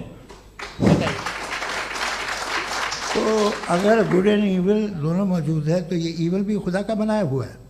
जी हाँ, खुदा का बनाया हुआ है। लेकिन अच्छा, चलो अच्छी बात। जी बिल्कुल, तो बिल्कुल खुदा ने बनाया। अभी तो ये है कि जो मेजॉरिटी है दुनिया में वो इविल है, तो ये खुदा एक्चुअली इविल के साइड पे लग रहा है मुझे। बिल्कुल भी मैं बताता हूं। मेजॉरिटी में तो वो है। क्या बात कर रहे हैं भाई आप? मैं बहुत कोई भी जो मुंसिफ होगा, चाहे आपका अपना घर हो जिसके आप सबसे बड़े हैं, चाहे आपकी ऑर्गेनाइजेशन हो जो आप चलाते हैं, वहां पर आप इविल रखेंगे साबित करने को कि बाकी लोग शरीफ हैं। मेरी बात सुन, क्या ये आर्ग्यूमेंट ही गलत है? अगर कि जब तक के कोई इविल नहीं होगा तब तक के शरीफ आदमी शरीफ नहीं लगेगा। अगर एग्जामिनर गलत ऑप्शन दे रहा है तो एग्जामिनर इविल नहीं हो गया, जो गलत ऑप्शन को सेलेक्ट कर रहा है वो फेल होगा। क्रिएटर ने इविल को बनाया है लेकिन वो इविल नहीं है। अच्छा सुनिए मेरी बात, लेट मी कंप्लीट सर। जी जी। क्रिएटर ने इविल को बनाया है टेस्ट के लिए, वो इविल नहीं है। इविल वो होगा जो उसे इख्तियार करेगा। छुरी को बनाने वाला गलत नहीं होता है, छुरी का गलत इस्तेमाल करने वाला गलत होता है। रेप को कैसे गलत इस्तेमाल करते हैं? रेप इंसान के फ्री विल का नतीजा है। ये रेप कैसे गलत इस्तेमाल होता है? ये मुझे अब सुन लें, अब सुन लें। गलत इस्तेमाल होता है। हाँ मैं बता रहा हूँ ना, कैसे गलत? मैं बता रहा हूँ कि जो इविल इस दुनिया में मौजूद है उसके कई सारे तरीके हैं। एक तरीका इंसान का अपना फ्री विल है। अब अगर कोई रेपिस्ट रेप कर रहा है तो इसका गॉड का कसूर नहीं है, वो अपने फ्री विल का गलत इस्तेमाल कर रहा है, उसको सजा मिलनी चाहिए। अच्छा। और उसी के लिए जहन्नम बनाई गई है। ये फ्री विल का भी बड़ा चक्कर। आप जब कोई बुरा काम करते हैं या कोई बुराई होती है तो ये कहा जाता है कि ये फ्री विल है। 7 billion free wills are moving on this planet. 7 billion free will. और एक आदमी अपनी फ्री विल से मुझे कत्ल कर दे तो मैं खुदा की मर्जी से मरा हूं कि इसकी फ्री विल की वजह से? मेरी मौत खुदा के हाथ है या ये फ्री विल वाले के हाथ? खुदा ने फ्री विल का निजाम बनाया है और उस निजाम का गलत इस्तेमाल करके कोई आपको मार रहा है, इस्तेमाल करके मेरा कत्ल कर देता है। अब मेरी मौत का जिम्मेदार कौन है? वो इंसान जिम्मेदार है। वो इंसान। जी। तो ये कहना कि और उसको सजा मिलेगी। तो अब आप आगे चलिए कि ये तय करना कि अल्लाह ही या खुदा, सॉरी अल्लाह नहीं, खुदा ही जिंदगी देता है, खुदा ही मौत देता है, ये गलत है। बिल्कुल गलत नहीं है। हाँ, नहीं, निजाम उसी ने बनाया फ्री विल का, निजाम मौत और हयात का उसी ने बनाया। You are contradicting yourself. अभी आपने कहा कि एक आदमी ने फ्री विल से आपको मार दिया, इसमें उसे फ्री विल दी गई थी, उसने गलत इस्तेमाल किया। 7 billion free wills are moving on this planet, और आप चाह रहे हैं कि मैं सिर्फ खुदा का ध्यान करूं। ये 7 बिलियन फ्री विल्स को मुझे लुक आफ्टर करना पड़ेगा कि नहीं? ये तो तबाहियां कर रही हैं और तबाहियां ज्यादा हो रही हैं। बिल्कुल। तो अगर आप बताएं अगर खुदा नहीं है फॉर एग्जाम्पल, तो आप इविल को कैसे डिसाइड करेंगे? यानी how can you define evil objectively without God? देखिए, दुनिया में 2 तरह के जानवर हैं, एक जो अकेले रहते हैं जंगल में और एक जो ग्रुप्स में रहते हैं। ग्रुप में जो भी रहेगा, चाहे वो आपका फाउंडेशन हो, चाहे कोई क्लब हो, चाहे कोई पॉलिटिकल पार्टी हो, चाहे कोई यूनिट हो, उसमें आपको इंटरैक्ट करने के रूल बनाने पड़ेंगे। यानी लोग तय करेंगे। लोग तय करेंगे। अगर लोगों ने ये तय किया कि किसी का रेप करना सही, आप जस्टिफाई करेंगे? नहीं, आपका फाउंडेशन तो ये हो गया ना कि लोग ही विल डिसाइड करेंगे। नहीं, अरे दुनिया में ऐसे ग्रुप्स हैं जो रेप को जायज मानते हैं सर्टेन हालात में। मैं डिटेल में नहीं जानूंगा, आप भी जानते हैं। ये जो आईसिस वाले थे, इन्होंने क्या किया था, तो उन्होंने क्या किया उसका खुदा से कोई ताल्लुक नहीं है सर। मैंने सिंपल सवाल किया कि इविल को आप डिफाइन करते कैसे हैं? आइए वापस आइए जी। आप साथ में तभी रह सकते हैं जब कुछ आप ऐसे उसूल डेवलप करें जिसमें हर एक का बेसिक तहफ़्फ़ुज़, हर एक का बेसिक राइट हो और हर एक को कोई आराम मिले। यही तरीक़ा है किसी भी ऑर्गेनाइजेशन जिसमें एक से ज़्यादा लोग हैं और वो ऐसे चलती है ज़िंदगी। उसमें अगर आप गड़बड़ करेंगे तो तबाही होगी, नुकसान होगा, बर्बादियाँ आएंगी। और अगर उसमें आप घर ले लीजिए ना, एक हस्बैंड है, एक वाइफ है, बच्चे हैं, वालदा भी हैं, 2 बहनें भी हैं, एक भाई भी है। अब इसमें कोई निज़ाम आपको चाहिए साथ में रहने का, और एक दूसरे पे भरोसा रहे, एक दूसरे के बहीख्वाह हों, एक दूसरे की मदद करें, ऐसी जिंदगी। सर आपकी बात आ गई। आप ये कह रहे हैं कि लोग डिसाइड करेंगे क्या सही है क्या गलत है, यही है? मेजॉरिटी डिसाइड करेगी क्या सही है क्या गलत है? अरे भाई बिल्कुल। मेजॉरिटी अगर ये कहे कि नाजी जर्मनी के साथ जिस तरह मेजॉरिटी थी कि जेनोसाइड करना सही है, आप जस्टिफाई करेंगे? उस वक्त आपका ये सवाल सिर्फ उसके बाद क्लोजिंग। हाँ, उस वक्त प्लेनेट पे जो लोग थे, उनमें कितने लोग हिटलर को सही समझते? अच्छा, प्लेनेट की मेजॉरिटी तय करेगी सोसाइटी की नहीं। प्लेनेट की मेजॉरिटी गॉड के एग्जिस्टेंस को सही मानती है, आप क्यों नहीं मानते? ये हेलो ये क्रॉस क्वेश्चन का राउंड यहाँ पर समाप्त होता है। और ये बड़ा अच्छा है कि इस तरह से फ्रेगमेंट कर दिया गया है ताकि जो मरकरी ऊपर जा रहा है नीचे जवाब दे दूं। जी। प्लेनेट की ज़्यादातर मेजॉरिटी कुछ दूसरे मजहबों के खुदा को मानती है। आप उन्हें क्यों नहीं? आप तो मेजॉरिटी की बात कर रहे हैं। अच्छा, ये क्लोजिंग आप ये कह रहे हैं इविल और गुड को डिसाइड मेजॉरिटी करेगी। मेजॉरिटी जो कर दे वो सही हो जाएगा। क्लोजिंग इसको जैसा आप ही लोगों ने तय किया है उसी फॉर्मेट को फॉलो कर लेते हैं। भाई मैंने तो भले लोगों पे एतबार किया और तब मॉडरेशन तय किया। जी, आपके पास 5 मिनट का वक्त है, क्लोजिंग आर्ग्यूमेंट है, उसके बाद हम ऑडियंस से क्वेश्चन आंसर लेंगे जावेद साहब की क्लोजिंग आर्ग्यूमेंट के बाद। ओके, बहुत शुक्रिया जी। हमारा जो टॉपिक है डज गॉड एग्जिस्ट, मैं इस पे इतने एकेडमिक तैयारी करके आया था। मुझे था कि मैंने सोचा था कि कई सारे मैं आर्ग्यूमेंट्स दूंगा, लेकिन वक्त की भी किल्लत और जावेद साहब बार बार इधर उधर चले जा रहे थे तो उसको भी थोड़ा एंटरटेन करना पड़ गया। डज गॉड एग्जिस्ट पे मैं एक ही आर्ग्यूमेंट दे पाया। आर्ग्यूमेंट्स बहुत हैं और डेफिनेटिव आर्ग्यूमेंट्स हैं, और मेरे आर्ग्यूमेंट को किसी एक राउंड में भी इन्होंने एंटरटेन नहीं किया और रेफ्यूट नहीं किया। एक राउंड में भी नहीं, एक राउंड में भी नहीं। और ना ही अभी आपका क्लोजिंग आर्ग्यूमेंट आएगा, नहीं, वो बता देना। Argument of contingency sir. अरे मैं आपसे कई बार कह चुका हूं कंटिजेंसी का मतलब अब मैं कैसे समझाऊं आपको? आपस में हाँ, आप और कितने आसानी से समझाऊं मैं? मुझे तो नहीं समझ में आ रहा है। आप अपनी आर्ग्यूमेंट ऑफ कंटिजेंसी उर्दू में बोल सकते हैं। हाँ, आप अपनी बात पूरी कर लें जी, आखिरी 4 मिनट। दूसरी चीज, just a minute please ma'am, can I talk? दूसरी चीज ये है कि आपने एक तो इसका जवाब नहीं दिया, दूसरा आपने गॉड के ना होने पर कोई डेफिनेटिव आर्ग्यूमेंट नहीं दिया, सिर्फ मजहब पे बात कर रहे हैं आप। मजहब तो आज हमारा टॉपिक ही नहीं था, आज तो हमारा टॉपिक हो, आप मजहब से ले लेकर आईएस तक चले गए। भाई हमारा क्या ताल्लुक है उससे? We condemn them. और उसका गॉड से क्या ताल्लुक है? अगर कोई गलत काम कर रहा है, किसी ने किसी को कत्ल किया, किसी ने किसी का रेप किया, उसको सजा मिलनी चाहिए। और आपके पास कोई भी rational strong foundation of morality नहीं है। आपने कहा कि मेजॉरिटी तय करेगी सोसाइटी की, वो सही होगा। मैंने कहा हिटलर को फिर आप सही कहेंगे, नहीं नहीं नहीं नहीं, प्लैनेट की सोसाइटी की मेजॉरिटी तय करेगी। तो प्लैनेट की मेजॉरिटी गॉड के एग्जिस्टेंस को मानती है, आप कह रहे हैं ये रिलीजियस है। तो यानी आपके पास कोई स्ट्रॉन्ग फाउंडेशन नहीं है ऑब्जेक्टिव मोरालिटी का। ऑब्जेक्टिव मोरालिटी का अगर कोई फाउंडेशन है तो वो सिर्फ गॉड है, गॉड है, गॉड है। थैंक यू जी। ये मुफ्ती शमाइल नदवी साहब का क्लोजिंग आर्ग्यूमेंट था। अब हमारे पास जी जी ये बड़ा अच्छा है कि दोनों लोगों को मॉडरेटर से शिकायत भी और बोल रहे भाई हमारी शाबाशी भी तो करते चलो। अब मेरी बात जी, आपके पास जावेद अख्तर साहब 5 मिनट का वक्त है, ये आपका क्लोजिंग आर्ग्यूमेंट है, टाइम रीसेट कर दें जी। देखिए, बहुत सारी बातें हैं। गॉड का डेफिनेशन दुनिया के किसी भी रिलीजन में है कि वो ओमनीपोटेंट है, ओमनीप्रेजेंट है, he is just, he is kind, he loves you and so on. मैं जब दुनिया देखता हूँ तो मुझे कोई ऐसा सुप्रीम पावर यहाँ दिखाई नहीं देती है जो इंसान की बहबूदी के लिए कुछ कर रही हो, कमज़ोर को बचा रही हो, मदद कर रही हो, जालिम को पीछे हटा रही हो। मैं नहीं देखा, तारीख़ में नहीं। एक तो अगर है और ये देख रहा है तमाशा, तो उसका होना न होना बराबर है।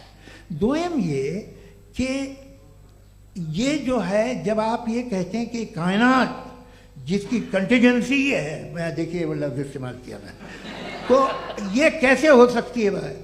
और फौरन आप सरेंडर कर देते हैं कि जाहिर है कि इसका बनाने वाला तो इससे 10,000 गुना ज़्यादा कॉम्प्लिकेटेड होगा। उस पर आपके होने पे कोई इतराज़ नहीं है।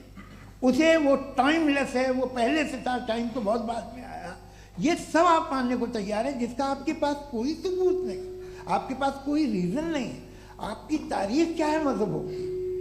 बिलीफ की, जो खुदाओं का बिलीफ है, ये कॉन्स्टेंटली गलत साबित होता रहा है। मतलब आप कहें कि अरिस्टोटल के ज़माने में तो सब जाहिल थे, वो भी इतने ही यकीन से खुदा पे यकीन रखते थे, जो अब नहीं रहा। ये भी नहीं रहेगा, आप लिख लीजिए। और इसके आसार आपको दुनिया में दिखाई देना शुरू हो चुके हैं। ये बहस क्या आज से 100 साल पहले इस तरह हो सकती थी? यहाँ तक तो आपको हम ले आए हैं। तो सर अरे इनको मदद की ज़रूरत नहीं भाई, ये सेल्फ सफिशिएंट आदमी है, आप क्यों इनकी मदद कर रहे हैं? Sir please. तो ये जो है तमाम बातें अपनी जगह हैं। ये एक पैकेज है। आप अकेले, कोई आदमी ऐसा नहीं जो सिर्फ गॉड को मानता हो। उसके साथ बहुत पैराफर्नेलिया आता है, अलग अलग पैराफर्नेलिया आते हैं। They are only, they have always created chaos in the society. मैं तो आपको सीधा ऑफर देता हूँ कि दुनिया में 10 इम्पॉर्टेंट बिलीव्स हैं। आप एक मानते हैं, 9 नहीं मानते, 9 में आप एथियस्ट हैं, 9 को आप बिल्कुल रीजनेबली मेरी तरह देखते हैं। तो 90 मजहबी आदमी भी 90% एथियस्ट है, वो दूसरे खुदा नहीं मानता, एक खुदा मानता है अपना वाला, बाकियों को कहता है गलत है। अगर आप मानना ही बंद कर दें तो आपका 10% चांस है कि आप सही हैं और 90% चांस है कि आप गलत हैं। मेरा मशवरा है, आप मानना छोड़ दिए तो 50% चांस होगा कि आप सही हैं और 50% चांस होगा, 40% आप गेन करेंगे बाय बिकमिंग एन एथियस्ट।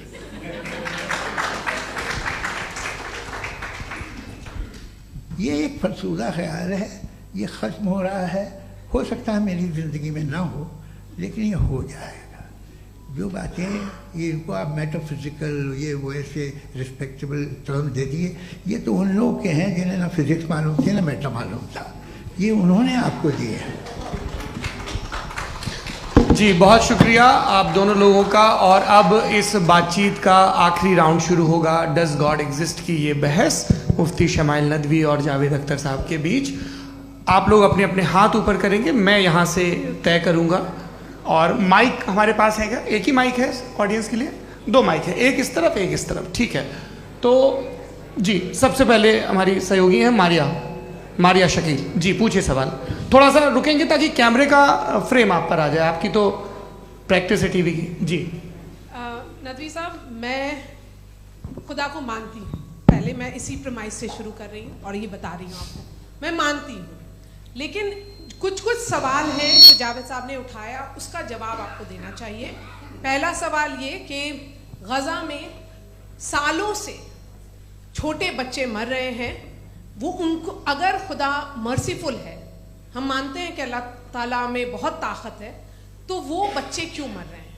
दूसरी बात ये कि अगर कंटिजेंसी की जो आप बात करते हैं, पूरे मुस्लिम ममालिक मिल करके भी उन गज़ा के बच्चों को क्यों नहीं बचा पा रहे हैं? क्योंकि अगर वो चाहते, क्योंकि अल्लाह ताला उन पर हुकूमत करते हैं, सब पर हुकूमत करते हैं, तो वो उनको क्यों नहीं बचा? जी थैंक यू वेरी मच। बहुत अच्छा किया आपने इस चीज़ को जिक्र कर दिया, मैं इसको और अच्छे से एक्सप्लेन करने की कोशिश करता हूँ। देखें, जहाँ तक आपने कहा कि गज़ा के बच्चों को मारा जा रहा है, देखिए 2 वर्ल्ड व्यू है, एक एथीस्टिक वर्ल्ड व्यू, एक थीस्टिक वर्ल्ड व्यू है। बच्चे मर रहे हैं दोनों वर्ल्ड व्यू में, लेकिन हमारा वर्ल्ड व्यू कह रहा है कि रिकॉम्पेंस है, ये कह रहे हैं कि उनका मरना बेकार जाने वाला है, कोई उसका रिकॉम्पेंस नहीं है, चूंकि इनके यहाँ आखिरत और अल्लाह का कोई तसव्वुर या गॉड का कोई तसव्वुर नहीं है। आपने ये सवाल किया कि गॉड मर्सीफुल है, क्यों नहीं रोकता? ये मैंने बताया कि ये मिसकंसेप्शन है लोगों के दरमियान कि गॉड को सिर्फ मर्सीफुल और ओमनीपोटेंट समझते हैं। गॉड के सिर्फ यही 2 एट्रीब्यूट्स नहीं हैं, गॉड के कई सारे एट्रीब्यूट्स हैं, उनमें से अल हकीम भी है, उनमें से ऑल वाइज भी है, ऑल नोइंग भी है। लिहाजा अगर इस दुनिया में किसी को तकलीफ आ रही है और गॉड उसको नहीं रोक रहा है, वो इसलिए नहीं रोक रहा है चूंकि इंसानों को फ्री विल दिया गया है।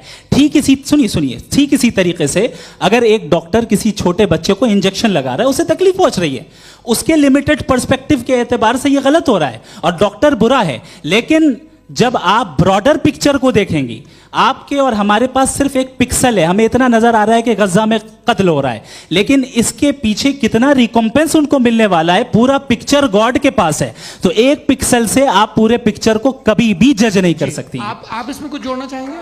आपको कुछ बोलना है इसमें?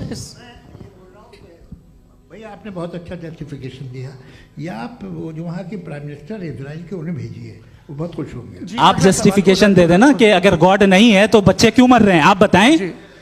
वो ये सवाल पूछ रहे हैं कि अगर आप ईश्वर का अस्तित्व नहीं मानते हैं तो उन बच्चों की मौत को आप कैसे इंटरप्रेट करते हैं? भाई ये दुनिया जो है, जो ताकतवर लोग होते हैं वो एक नाइंसाफी करते हैं। तो ये अच्छा काम है आपके नजदीक, तो नेचर नाइंसाफी पे मबनी है। अरे मेरे भाई, आप नेचर की कहाँ बात कर रहे हैं, तो इंसान की बात। तो फिर जब मैं इंसान की बात कर रहा था, आप नेचर की बात करने लग गए। क्रॉस एग्जामिनेशन नहीं। हाँ, अब आप मुझे बोलने नहीं देंगे तो अलग बात है, आप बोलिए, मैं मुझे कोई चीज जी नहीं, ये क्रॉस एग्जामिनेशन बोल तो लेने दीजिए जी। बोलिए क्या बात ये है कि ह्यूमन सोसाइटी तभी साथ में रह सकती है जब वो मोहब्बत से, एकता से, एक दूसरे के एहतराम करके रहे। इसके अलावा पॉसिबल नहीं है, अकेले तो इंसान रह नहीं सकता। वहाँ पर कुछ लोग हैं जो फाउल करते हैं, वो फाउल हमेशा से तारीख में होता आया है। आज ये हो रहा है, जो हो रहा है बहुत बुरा हो रहा है, बहुत जालिमाना है, बहुत जाबराना है। उसको आप कहें कि ये बच्चों को कॉम्पनसेशन मिल जाएगा या इसकी इंजेक्शन है, इंजेक्शन तो हेल्थ के लिए दिया जाता है। आप ये कह रहे हैं कि ये बच्चों की जो धज्जियां उड़ रही हैं ये इंजेक्शन है, ये टेस्ट है, ये टेस्ट है, और उस टेस्ट में उनको ऐसा रिकॉम्पेंस मिलेगा जो आपके तस्वुर के बाहर है। ये आप 3 बरस के बच्चे को बारूद से उड़ा के टेस्ट ले रहे हैं। वाह, वो नहीं ले रहा है, खुदा नहीं उड़ा रहा है, इजराइल उड़ा रहा है जी। ये तो उसको कंडेम अगला सवाल लेते हैं प्रोफेसर पुरुषोत्तम अग्रवाल। मुफ्ती साहब, एक निवेदन आपसे है कि कम से कम थोड़ा सा माइक क्लोज एक रिलीजियस और फिलॉसफिकल कर मैम प्लीज। एक रिलीजियस और फिलोसॉफिकल ट्रेडिशन है जो ब्रह्मांड को यानी यूनिवर्स को ही अंतिम मानती है। सर्वम खलु इदम ब्रह्मम, this is Chandogya Upanishad, and it completely rules out the existence और नेसेसिटी, आपके शब्दों में necessity of a creator. The creation itself is the creator. तो एक मिनट प्लीज। दूसरा जो सवाल आपने अभी, जो आप बार बार कह रहे हैं कि भगवान विद्वान भी है वाइज, सब जानने वाला। तो अगर विजडम में दुनिया भर के पापों और अत्याचारों को बर्दाश्त करना शामिल है, तो फिर इसका मतलब ये हुआ कि अगर मैं फ्री विल से उसको अपोज करता हूं तो ईश्वर की विजडम और मेरी फ्री विल में कॉन्ट्राडिक्शन है। Because when I am opposing whatever is happening in Gaza, then I am opposing the God's will और गॉड्स विजडम। जवाब लेते हैं क्योंकि तो गॉड की विजडम में, एक मिनट सर प्लीज सर, ये एक जुमला, गॉड की विजडम है कि गाजा में जो कुछ हो रहा है वो हो रहा है, मैं उसका अपोज कर रहा हूं, तो मैं गॉड की विजडम के खिलाफ जा रहा हूं। एक सवाल। दूसरा ये, नहीं आपने दो ऑलरेडी। सर आप और सवाल कर लें, लेकिन मुझे दो जवाब दे। सर, पहले आपने ये कहा, सुनिए मेरी बात सुनिए। भाई इजराइल के गॉड के मुताबिक तुम्हारा ठीक हो रहा है ना? नहीं हो रहा है, ठीक नहीं हो रहा है। मैं बता रहा हूँ क्या हो रहा है, आप तशरीफ रखिए, मैं बता रहा हूँ क्या हो रहा है। Let me complete please. एक सेकंड गाइस, एक सेकंड। ये देखिए, ऐसा है कि ये सब बड़ा आपस में विचार विमर्श के बाद ये तय हुआ था कि कुछ नियम बना लिए जाएं ताकि एक टाइम बाउंड बातचीत चले। और भाई साहब, आप बड़ा जरूरी काम कर रहे हैं, लेकिन कैमरे के फ्रेम में आके उस काम को गड़बड़ कर दे रहे हैं। ठीक है गुरु, अब मेरे को कहीं का गुस्सा कहीं निकालना था, सॉरी। नहीं, कोई गुस्सा नहीं है जी। तो प्रोफेसर ने सवाल पूछे, आप उनके जवाब दें, और थोड़ा ये सब लोग थोड़ा ख्याल रखें भाई, सवाल संक्षिप्त रखें जी। आपने दो सवाल किए। सबसे पहला ये कहा कि हमारे पास ये कॉन्सेप्ट है कि ये यूनिवर्स खुद नेसेसरी बीइंग है, creation itself is the creator. How irrational is this कि मैं एग्जिस्ट करूंगा बाद में, लेकिन अभी एग्जिस्ट कर भी रहा हूं, यानी एक ही टाइम में एग्जिस्ट भी कर रहे हैं, नहीं भी कर रहे हैं। This is not true. दूसरी चीज, आपने कहा कि अगर इजराइल में, सॉरी माफ कीजिएगा, Israel doesn't exist, occupied Palestine में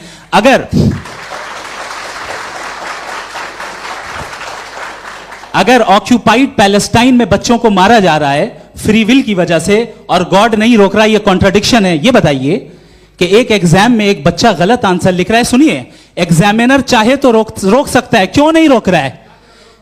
ये कॉन्ट्राडिक्शन है, ये कॉन्ट्राडिक्शन नहीं है। माइक नहीं सर, ये आपस में जी, ये क्या आपका सवाल? माइक दीजिए। फ्री विल दिया गया है टेस्ट के लिए, अकाउंटेबिलिटी के लिए। अगर फ्री विल नहीं होता तो आप कहते हैं हमें रोबोट बना दिया गया। नॉट मिसरिप्रेजेंट माय पोजीशन, आपकी जो भी पोजीशन, मैं अपनी फ्री विल के नाते, अपने ह्यूमन विजडम के नाते गाजा में हो रही अत्याचार का विरोध करता हूं। बिल्कुल करना चाहिए। आपके हिसाब से मैं गॉड की विजडम का विरोध कर रहा हूं? बिल्कुल नहीं, जो हो रहा है गॉड की, बिल्कुल भी नहीं, बिल्कुल भी नहीं। उसका वहां पर गाजा में कत्ल होना ये इंसानों के गलत इस्तेमाल का नतीजा है, फ्री विल के इस्तेमाल का नतीजा है। गॉड इसका हुक्म नहीं देता, उससे रोकता है। यही तो मसला है ना, आपके लिए कॉन्सेप्ट क्लियर है? नहीं भाई, आपने तो बताया था इंजेक्शन लगाने से बच्चे को तकलीफ होती है, ये इंजेक्शन लगा। सर आप ऐसे रेटोरिक स्टेटमेंट दें तब तो कोई मसला नहीं समझते रहेंगे। This is a rhetoric statement, this is not a logical argument sir. I am sorry, I am sorry. आखिरी 30 मिनट बड़े मुश्किल होने वाले हैं जी। मुफ्ती साहब आगे बैठे हैं, इनको माइक दीजिए। हाँ तरुण, माइक आप अपने पास रखिए, आपको कैमरे का फ्रेम पता है जी। सबसे पहले दोनों को मुबारकबाद। एक सर अपना आप नाम बता दें। आप अमेरिका में शिकागो में रहते हैं, इतना मुझे याद है। बताया आपको, यासिर नदीम अलवाजदी मेरा नाम है। जावेद सर, आपसे एक क्वेश्चन है इन्फिनिट रिग्रेस के ताल्लुक से। एक हाइपोथेटिकल सिनेरियो है, मसलन अगर आप सर माइक थोड़ा सा प्लीज क्लोज रखिए जी। अगर आप शायर इसलिए हैं कि आपके कोई उस्ताद शायर थे, और वो इसलिए शायर थे कि उनके कोई उस्ताद शायर थे, और इसी तरीके से हम माजी में पीछे चलते चलते चले जाएं और कहीं ना रुके, तो माफ कीजिएगा आप कभी शायर नहीं हो सकते। लेकिन आप शायर हैं, आपका शायर एग्जिस्ट करता है, इसका मतलब ये है कि आप कहीं ना कहीं रुके हैं। तो मेरा सवाल ये है कि क्या आप इन्फिनिट रिग्रेस ऑफ कॉजेस को लॉजिकल फैलेसी मानते हैं या नहीं मानते? हाँ या ना? मैं इन्हें लॉजिकल फैलेसी नहीं मानता हूँ, लेकिन मेरा प्रॉब्लम यह है कि जब मैं नहीं मानता हूँ तो I will continue with this logic जो फैलेसी नहीं हो। आप एक जगह रुक जाते हैं जाके, आप कहते हैं ये गेंद कैसे बनी, ये जजीरा कैसे बना, ये समंदर कैसे बना, ये ज़मीन कैसे बनी, और अचानक गॉड पे जाके आपको ब्रेक लग जाता है। एक बार आप सवाल नहीं करते कि भाई इनको बनाने वाला तो इनसे भी कॉम्प्लिकेटेड होगा, वो कैसे बना, उसके बारे में आपने इत्मीनान कर लिया, वो हमेशा से है। तो अगर आप उसे हमेशा से मानते हैं तो फिर ये मान लीजिए कि कायनात हमेशा से है, क्या तकलीफ है? फिर हम वजूद में नहीं आते जी हैं?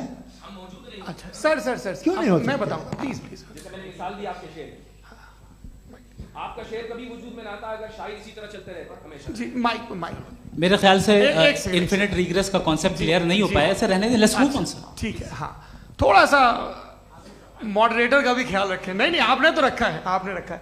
यहाँ पे गौहर रजा साहब हैं, वो भी एक सवाल पूछना चाहते हैं। माइक नीचे से ऑन कर दिए नीचे। पहले तो ये कह दूं कि मैं उन बच्चों से शर्मिंदा हूं जिनको गजा में कत्ल किया गया, क्योंकि हमारे होते हुए कत्ल किया गया। लेकिन उससे ज़्यादा शर्मिंदगी इस बात से हुई कि मुझे लगा कि मुफ्ती साहब उसको जस्टिफाई कर रहे हैं। बिल्कुल भी नहीं, आप बहुत ही गलत। मुझे लगा मैं गलत हो सकता हूं। बिल्कुल गलत। मैं सवाल पूछ रहा हूं, सवाल मैं सवाल पूछ रहा हूं। मैं जावेद भाई से डिसएग्री करता हूं। एक सेकंड देखिए, अगर देखिए ऐसा एक सेकंड आप सर वेट, अरे आप कुछ मेरे पहले मुझे अपनी बात कह लेने दीजिए। अगर ऑडियंस तय करेगी तो फिर मॉडरेटर का मतलब नहीं। मेरा आप सबसे ये कहना है, ये बहस दो लोगों के बीच में है, एक तरफ मुफ्ती साहब, एक तरफ जावेद साहब। पिछले 1.5 घंटे से ये लोग अपने अपने तर्क रख रहे हैं। आपकी इनसे इत्तेफाकी हो सकती है, ना इत्तेफाकी हो सकती है। मेरे उस्ताद मुझे सिखा गए हैं कि मुखामुखम में असहमति की गुंजाइश बची रहनी चाहिए। अगर मैं आपकी बहुत इज्जत करता हूं गौहर साहब, आपने जो कमाल की किताबें लिखी, साइंटिफिक टेम्परामेंट, लेकिन मेरी ये गुजारिश है आप सबसे कि यदि आप इन लोगों ने जो बोला उन पर टिप्पणियां करेंगे तो ना वक्त की पाबंदी रहेगी, ना वो अनुशासन। आप सवाल पूछ लें, उस सवाल में जो बात आ जाए वो आ जाए। मैं जावेद साहब से डिसएग्री करता हूं, इसलिए जावेद साहब से सवाल पूछ रहा हूं। आपका सवाल जावेद अख्तर साहब से। और सवाल यह है मेरा कि जावेद साहब ने कई बार लॉजिक का इस्तेमाल किया कि साइंस में लॉजिक है और रिलीजन में लॉजिक नहीं है। मेरा ख्याल यह है कि रिलीजन में भी लॉजिक है, लेकिन उस लॉजिक की बेसिस ये है कि आप रुक जाते हैं, जिसका जिक्र जावेद साहब ने बार बार किया, यानी खुदा के तसव्वुर पे आते हुए, गॉड के तसव्वुर पे आते हुए रुक जाते हैं। और इसमें सवाल पूछना मतलब फॉरबिडन होता है। सवाल यह है कि क्या जावेद साहब इससे एग्री करते हैं कि साइंस की लॉजिक अलग है और रिलीजन की लॉजिक अलग है? बताइए सर। देखिए, 3 चीज़ें हैं। साइंस है, एक है मंतिक है, इस्तिदलाल है, और एक जो है कुछ भी नहीं है, फेथ है, अकीदा है। मैं अकीदे की लॉजिक का कायल नहीं हूँ। मुझे आप इस्तिदलाल से, लॉजिक से, रीज़न से समझाइए, मैं मानने को तैयार हूँ, मेरा क्या नुकसान होगा। लेकिन ये कि अकीदे पे मैं नहीं जा सकता हूँ। अकीदे का मतलब है कि तुम ये मान लो, सवाल ना करो, ये नहीं। आप सारी बातें करके, बड़ी साइंटिफिक बातें करके एक जगह जाके खुदा के हुदूद पे रुक जाते हैं, सरेंडर कर देते हैं। मैं सरेंडर करने को तैयार नहीं। दैट्स ऑल जी। ये आगे सर बैठे हुए हैं, इनको माइक दीजिए। भाई वो आप पूछना चाह रहे थे ना भाई? हाँ, नहीं मैं ये थैंक यू जी। आपका नाम? आसिम इफ्तिखार। आसिम जी, पूछिए। सर, जावेद सर से सवाल है कि आपने अपने क्लोजिंग माइक थोड़ा करीब अपने क्लोजिंग स्टेटमेंट में ये बात कही थी कि मज़हब का जो फ्यूचर है वो ज़्यादा दिन नहीं जाने वाला है। लेकिन मैं देख पा रहा हूँ कि जो ऑक्सफोर्ड यूनिवर्सिटी की एक स्टडी है 2011 में हुई है, जिसके 50 एकेडमिशियंस ने इसको अंजाम दिया था, उसमें वो ये कहते हैं कि जो फेथ इन गॉड है वो इनबिल्ट है ह्यूमन नेचर के अंदर, जिसको हम कहते हैं फितरत के अंदर शामिल है वो। और वो ये कहते हैं कि अगर कोई ये समझता है कि मज़हब को वो ख़त्म कर देगा तो ये उसकी गलत फहमी है। तो आप इसके बारे में, इस स्टडीज़ के बारे में क्या कहते हैं? ठीक है। मैं उनसे एग्री नहीं करता हूँ। वो कौन से प्रोफेसर होंगे? ऐसा उनके क्या पास डेटा है, इन्होंने डेटा के बेस होगा। डेटा क्या हो सकता है? फ्यूचर का डेटा तो नहीं हो सकता ना उनके पास। प्रेजेंट का डेटा हो सकता है। डेटा आपने सुना 100 साल पहले का बाद का डेटा? मैंने तो नहीं सुना आज तक। तो आज उनकी ये राय है और होगी राय, ठीक है। दुनिया में तरह तरह की राय है लोग, लेकिन मैं समझता हूँ कि वक्त के साथ इंसान ज़्यादा से ज़्यादा रीजनेबल और लॉजिकल होता जा रहा है। आज आप देखिए वेस्टर्न यूरोप में क्या परसेंटेज है नॉन बिलीवर्स की? बहुत हाई। वहाँ चर्च खाली पड़े होते हैं। तो अल्टीमेटली तो इंसान कोई ऐसी बात बहुत अरसे तक नहीं मान सकेगा, चाहे गलत या सही, जो उसे, उसके दिमाग को, उसके जहन को, उसकी लॉजिक को अपील न करे। वो कह रहे हैं तो ऑक्सफोर्ड के होंगे तो कैम्ब्रिज के होंगे, तो मुझे क्या लेना देना। उनका डेटा मुस्तकबिल का नहीं हो सकता है। जी। दीपक, हाँ पूछिए। मैं आऊंगा अभी, पीछे की साइड भी आऊंगा, माइक वहीं भेजूंगा 2-3 साल के लिए। जी जावेद साहब, आपसे सवाल है। नमस्ते। अरे भाई सर, अगर आप ही लोग तय करना है तो फिर 200 लोग तय कर लें। ये एक साहब नहीं sir, please don't do this sir. Sir, everybody has a right sir, but we can only take selected questions. No sir, ये यंग लोग भी हैं आराम तो इनकी ये अब उतने यंग, भाई आप यंग हैं कि नहीं हैं? वो कह रहे हैं वो भी यंग हैं साहब, आप उनकी नौजवानी पर दावा उनको ही करने थे। हाँ मुफ्ती साहब आप यंग, हाँ पूछे। अरे भैया सर, मेरा सवाल ये है, कुछ इनसे भी तो पूछो। जी नहीं, बस आपसे एक सवाल है। जैसे थीस्टों के पास अपने जो ईश्वर को मानते हैं उनके पास अपने सोशल गेट टुगेदर्स हैं। 5 रोज आज क्रिसमस आने वाला है, होली है, दिवाली है, ईद है। एथिस्ट क्या ऑफर कर रहे हैं? मतलब मैं इनकी दुकान से बोलूं, मैं आना चाहता हूं उस तरफ, पर मैं अट्रैक्ट नहीं हो पा रहा हूं। मैं सोशल गेट टुगेदर्स क्या है आपके पास? वो ये कह रहे हैं कि जो धार्मिक लोग हैं, अलग अलग धर्म के लोग, उनके उत्सव त्योहार कॉन्ग्रेगेशन बहुत हैं। अब आपको मैं एक सुनाता हूँ, यहाँ हिस्टोरियन भी बैठे हैं। मृदुला जी आप बताइएगा सही है कि नहीं। ये एक कॉन्स्टेंटाइन, एक ग्रीक रोमन बादशाह था जो क्रिश्चियनिटी आने के 400 साल बाद उसने डिसाइड किया कि मैं क्रिश्चियन हो जाऊंगा, मेरी पूरी स्टेट कैंसिल हो जाएगी। उस ज़माने में ऐसे ही होता था, राजा जो धर्म इख्तियार करता था वो जनता भी कर लेती थी, इसलिए कि वो हो गया था बैंकरप्ट। और उसे जो मेडिटेरियन कोस्ट के रिच क्रिश्चियन वो थे मर्चेंट, उससे पैसा चाहिए था। तो उसने कहा यार क्रिश्चियन हो जाओ। तो उसने अपने वजीर से कहा कि भाई ये हिस्ट्री है कि अब हम लोग क्रिश्चियन हो जाते हैं। पहले सर हो जाएंगे, कोई प्रॉब्लम नहीं है, लेकिन एक प्रॉब्लम ये है कि 17 दिसंबर से 25 दिसंबर तक जो पेगन फेस्टिवल होता, जो पेगन थे वो लोग, जो फेस्टिवल होता है वो बंद हो जाएगा, इसलिए कि हम क्रिश्चियन हो गए तो होगा नहीं। तो वो बच्चों को बहुत बुरा लगेगा, पब्लिक को बहुत इंजॉय करते हैं, खासतौर से 25 को मेन डे। उसने कहा हाँ ये तो सही कह रहे हो, ये जीसस क्राइस्ट की पैदाइश कब थी? पहले साहब वो अप्रैल में थी। नहीं कट करो, वो 25 दिसंबर को है। ये हकीकत है जी। और 400 साल बाद क्रिश्चियनिटी के अप्रैल से दिसंबर ले आए, और इसलिए कि यहाँ पेगन फेस्टिवल होता था। अब मनाते हैं आप आराम से। ये जो सारे फेस्टिवल हैं ये रिलीजन से, हर एक को एक इंटरटेनमेंट डिपार्टमेंट चाहिए होता है अपनी कंपनी चलाने के लिए। तो ये रिलीजन ने, ये सेकुलर त्योहार थे जिन्हें रिलीजन्स ने ले लिया है। ये मौसम के थे, फसलों के थे, किसानों के थे, उसको आपने लेके रिलीजियस रंग दे दिया। ये कोई रिलीजन से थोड़ी आए आप। अच्छा हमें देखिए, हम तो मुल्द हैं, हम ईद मनाते हैं, हम दिवाली मनाते हैं, हम होली मनाते हैं, हम क्रिसमस मनाते हैं। बम्बई की फिल्म इंडस्ट्री की सबसे बड़ी होली हमारे घर में होती है, सबसे बड़ी ईद हमारे घर में होती है। वो हमारी सोशल वो है, हमारा हेरिटेज है। ऐसा थोड़ी है कि we will throw the baby along with the water. ये तो अच्छी चीज़ है, इन्हें रखो, जो बेकार है फेंक दो। जी हाँ हेलो जी, मेरा सवाल नादवी जी से है। जैसा कि आपने बोला कि गॉड टाइम के भी परे हैं, और गॉड इतनी कॉम्प्लेक्स चीज़ है कि उसे ह्यूमन माइंड समझ नहीं सकता, और गॉड ने अर्थ पे फ्री विल भी दे दी है। तो आप अपना वक्त ज़ाया क्यों कर रहे हैं गॉड के बारे में बात करके? अपन को तो बात करनी चाहिए कि सोसाइटी को बेहतर कैसे करें। जी, मैं गॉड वही बताता है सोसाइटी को कैसे बेहतर करे। अभी मैं आपका जवाब देता हूँ। आपने कहा कि टाइम पे वो एग्जिस्ट नहीं करता, सो नहीं, मेरा सवाल ये है कि जैसा आपने बोला कि गॉड बहुत ही कॉम्प्लेक्स चीज है। मैंने कहा ही नहीं कि कॉम्प्लेक्स है, तो आपके अल्फाज हैं। कॉम्प्लेक्स का लफ्ज गॉड के लिए सुइटेबल नहीं है। क्यों? क्योंकि कॉम्प्लेक्स वो चीजें होती हैं जो ऑब्जेक्ट हो। God is not an object जिसको आप इंस्ट्रूमेंट के जरिए लेबोरेटरी में जाके टेस्ट करें, oh it's very complex. No, वो कोई कार का इंजन नहीं है।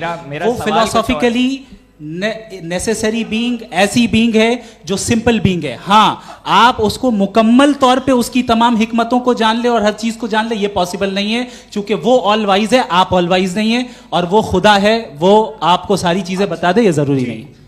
मेरा सवाल ये नहीं था, मेरा सवाल ये था कि जब गॉड इतना परे है इस दुनिया से कि उसने अर्थ पे फ्री विल भी दी है, हम सब ह्यूमंस की फ्री विल है, और जो सोसाइटी में हो रहा है वो अपन लोग डिसाइड करेंगे। तो अपन लोग डिसाइड नहीं करेंगे ना, अपन लोग डिसाइड नहीं करेंगे। गॉड जो है, गॉड ने वो उसकी जात, उसकी एग्जिस्टेंस टाइम एंड स्पेस से परे है, लेकिन वो हमारा टेस्ट ले रहा है, और उसी गॉड ने हमें बताया कि तुम्हें क्या करना है क्या नहीं करना है। तो जाहिर उस गॉड की बात सुनेंगे ना हम। जी। वो पीछे एक चश्मा लगाए जो मैम खड़ी हैं, उनको दीजिए। हाँ आप जी जी बिल्कुल आएंगे। देखिए मैं कोशिश कर रहा हूँ सब तरफ जाने की। हाँ उनको दीजिए माइक जी। हेलो सर, मैं ओमनी प्रेजेंट नहीं हूँ, टाइम पाबंद हूँ और जहां तक कोशिश कर सकता हूँ करूंगा। जी अपना नाम बताइए। मेरा नाम उर्सुला है, मैं दिल्ली यूनिवर्सिटी की एक स्टूडेंट हूँ और मैं स्टूडेंट फेडरेशन ऑफ इंडिया से हूँ।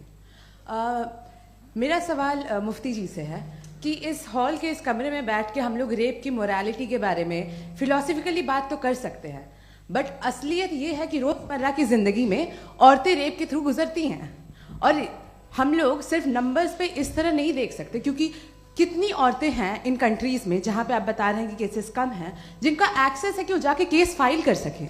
कितनी औरतें हैं जो जिनको काम करने की आज़ादी है उन कंट्रीज में। यूरोप में ये आज़ादी आ गई, यूरोप में ये रूल्स आ गए, तो हम आज उसके बारे में बात कर पा रहे हैं। जी जवाब।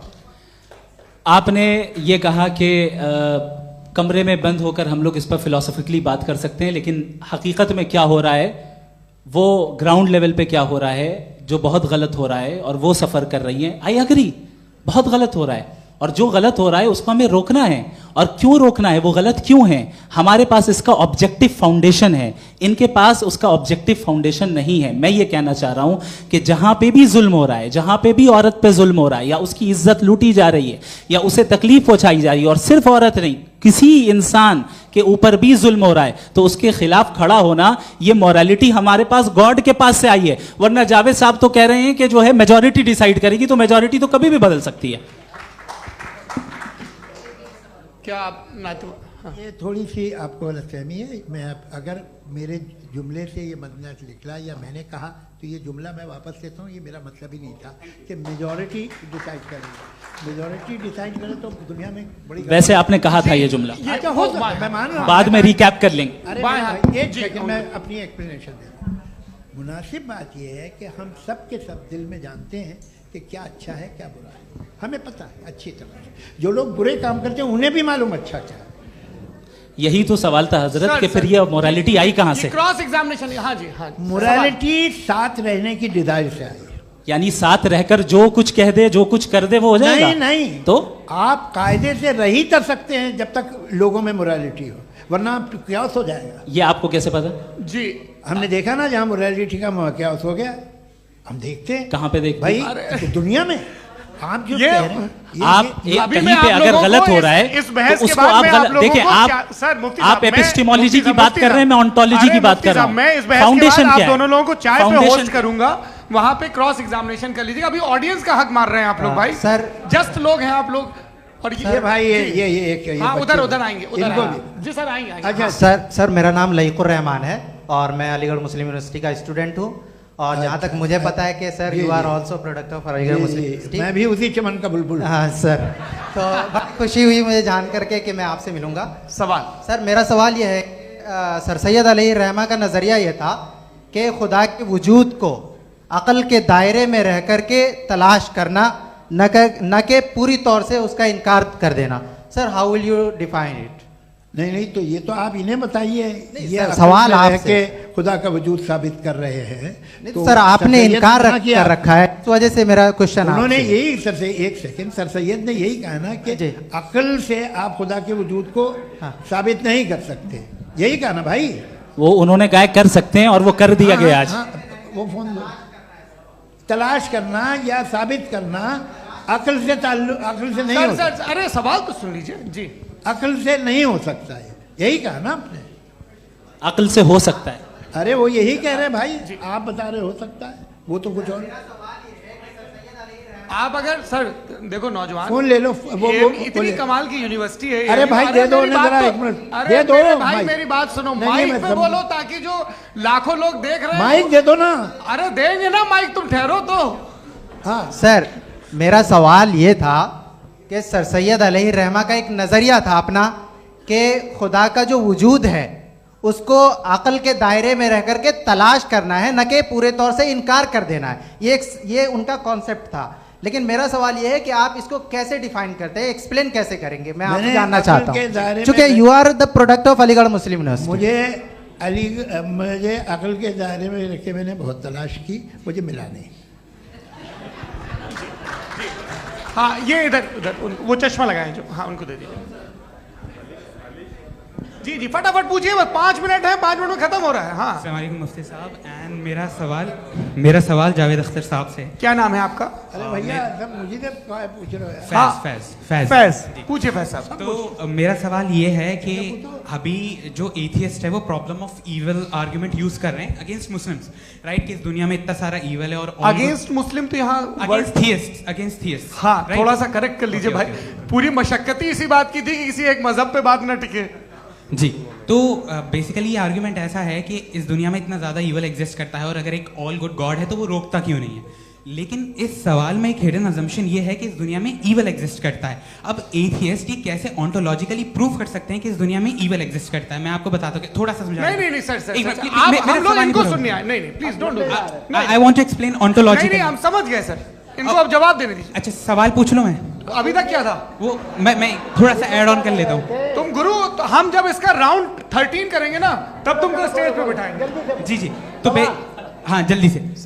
तो देखिए एथियज्म के हिसाब से सब कुछ रैंडमली बन गया है, सब कुछ एटम्स और मॉलिक्यूल्स है। एक पत्थर में और मुझ में सिर्फ इतना फर्क है कि हम लोग एटम्स और मॉलिक्यूल्स का अलग अलग रीअरेंजमेंट है। अब एक पत्थर को कोई इंसान तलवार से 2 टुकड़ों में काट दे या मुझे, according to atheism it is same. There is no evil and good according to atheism. जी अच्छा, फैज साहब का सवाल ये है कि हाँ कोशिश भी करते तो इससे गलत सवाल नहीं कर पाते।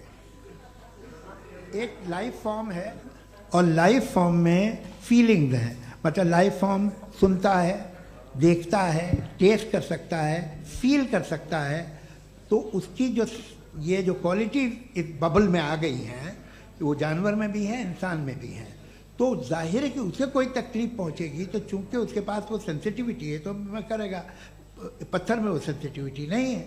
तो ये क्या सवाल हुआ कि अगर पत्थर को काटा तो पत्थर को तकलीफ नहीं होती, तो आपको काटे तो आपको क्यों तकलीफ हो? बैठ जाइए। जी हाँ अगला सवाल। हाँ पूछिए। जी जावेद अख्तर साहब। अरे भैया सब आप लोग मुफ्ती साहब को छोड़ रहे हैं, मेरे ही पीछे पड़े हैं क्या? फिर चलो बोलो भाई।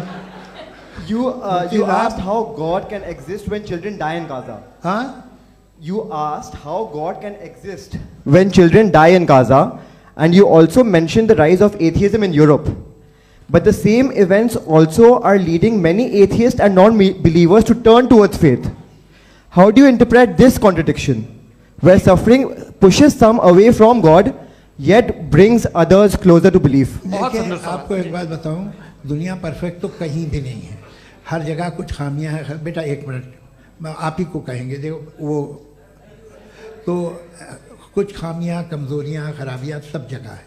लेकिन अगर देखोगे ईमानदारी से कि दुनिया सबसे ज़्यादा महज़ब कहाँ है, एक आम शहरी को कहाँ हुकूक हासिल हैं, वो बोल सकता है, अपनी मर्ज़ी से काम कर सकता है, अपनी मर्ज़ी से राय दे सकता है, हुकूमत के ख़िलाफ़ बोल सकता है, बरसरे इक़्तिदार लोगों के बारे में बोल सकता है, सरमायादारों के ख़िलाफ़ बोल सकता है। तो आपको ये स्कैंडिनेवियन कंट्रीज़ में मिलेगा, वेस्टर्न यूरोप में मिलेगा। मैं नहीं कह रहा वो परफेक्ट है, बिल्कुल नहीं, वहाँ बहुत ख़राबियाँ भी हैं, परफेक्ट तो कोई नहीं। लेकिन जिन जिन मुल्कों में, लैटिन अमेरिका देखो, गल्फ देखो, वहाँ पर आपको ये ज़रूर है कि रेप नहीं होते होंगे।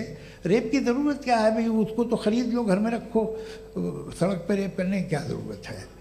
मगर सुनिए, मगर हकीकत ये है कि वहाँ शख्सी आज़ादी राय देने की, बोलने की नहीं है। जी ये एक आखिरी सवाल मुफ्ती साहब से। हाँ मैम, इनको माइक दीजिए। शुक्रिया। मेरा नाम मनीषा है, मैं हरियाणा से आई हूँ। मैं मुफ्ती साहब से एक बात पूछना चाहती हूँ। आप बार बार जावेद साहब को कॉन्ट्राडिक्ट तो कर रहे हैं कि आपने ये कहा, लेकिन आप भी अजम्पशंस के बेसिस पे बात कर रहे हैं। आपने खुदा के होने का कौन सा प्रूफ पेश किया है, खुदा की एग्जिस्टेंस का? अब इस सवाल को अलग रहने दीजिए, कौन एथीस्ट है कौन नहीं है। और दूसरी बात जो आपने एक छोटी सी कही थी कि ये फ्री विल का इस्तेमाल करता है इंसान अपनी, लेकिन उस फ्री विल का इस्तेमाल में मतलब खुदा ने ये दे दी सबको ये इजाज़त कि वो कितना घिनौनापन और कितने ज़्यादा ख़राब से ख़राब तरीके इस्तेमाल कर सकता है। जवाब सुनते जी। आप फ्री विल को मानती है ना, या अब कहती है कि फ्री विल नहीं है ना? मानती है ना? तो अब आपके पास इसका कोई एक्सप्लेनेशन नहीं है कि अगर एक इंसान उस फ्री विल का इस्तेमाल करके गलत काम कर रहा है और बच के अच्छी ज़िंदगी गुजार के निकल जा रहा है, उसका कोई रिकम्पेंस नहीं है। हमारे वर्ल्ड व्यू में जो इंसान गलत काम कर रहा है उसको भी रिकॉम्पेंस यानी उसका बुरा बदला मिलना है, और जो सही काम कर रहा है उसको सही बदला मिलना है। लिहाजा जो फ्री विल है वो इस तरीके से है कि एक लिमिटेड टाइम तक खुदा ने मोहलत दी है। ऐसा नहीं कि छूट दे दी, जो करना है करते रहो हमेशा। वक्त आएगा जब एग्जाम का टाइम खत्म होगा तब रिजल्ट आएगा, दौराने एग्जाम जबरदस्ती आपको नहीं बताया जाएगा। अरे भाई एक सेकंड, जी सवाल मुफ्ती साहब से मेरा, मुफ्ती साहब से जी रुक जाइए, आपसे फोन, आप इसके बाद आपसे यही रहेंगे वो। हाँ बोलिए। मैं मुफ्ती साहब एक ही सवाल करता हूँ कि अगर जो हो रहा है फ्री विल से हो रहा है और एक दिन बरोज़ क़यामत इंसाफ होगा मैशर में वगैरह वगैरह, तो दुआ क्यों मांगते हैं लोग? दुआ मांगते हैं इसके मतलब है अभी भी उसने ये डिपार्टमेंट रखा है कि मैं रोजमर्रा की जिंदगी में बिल्कुल बिल्कुल ही कैन। तो तुम कैन हो, तुम मुझे नौकरी दिला देते हो, मेरे बेटे को ग्रीन कार्ड दिला देते हो, और 45,000 बच्चे मरते उन्हें रोकते नहीं हो। नहीं तो क्या आप ये कह रहे हैं कि इस दुनिया में जालिमों को कभी पकड़ ही नहीं होती है? अरे जो भी पकड़ होगी वो बच्चे रोते हैं। बिल्कुल, देखिए मैंने अपने ओपनिंग स्टेटमेंट में यही कहा था कि जनाब जावेद साहब सिर्फ इमोशनल आर्गुमेंट देंगे। This is an emotional argument. ये छोटे मोटे इसके पीछे का रीजन मैंने बताया क्या है, देखिए इसके पीछे का विजडम क्या है मैंने बताया। मंच से आप लोगों को सज्जनों इसलिए कह रहा हूं ताकि थोड़ा सा आपके कॉन्शियंस पे जोर रहे कि आपको ऑर्डर बचा के रखना है। वक्त तय हुआ था, ये वक्त पूरा हुआ, आपने इतने धैर्यपूर्वक सुना, मैं आप सबका बहुत बहुत शुक्रगुजार हूं। यदि इन दोनों विद्वानों की इच्छा होगी तो कभी हम इस बातचीत का राउंड 2, राउंड 3, यही तो देखिए खूबी है इंसान की कि बहस मुबाहसे में वो पड़ा रहता है। आप लोगों ने बड़े धैर्य का परिचय दिया, बहुत बहुत शुक्रिया। इसी के साथ ये बातचीत यहाँ पे समाप्त होती है। आप लोगों को मैं एक बात बता दूं, ये सारी बहस हो गई, अब मुफ्ती साहब और बड़े मुफ्ती साहब इन के साथ मैं खाना खाने वाला हूँ। अच्छा।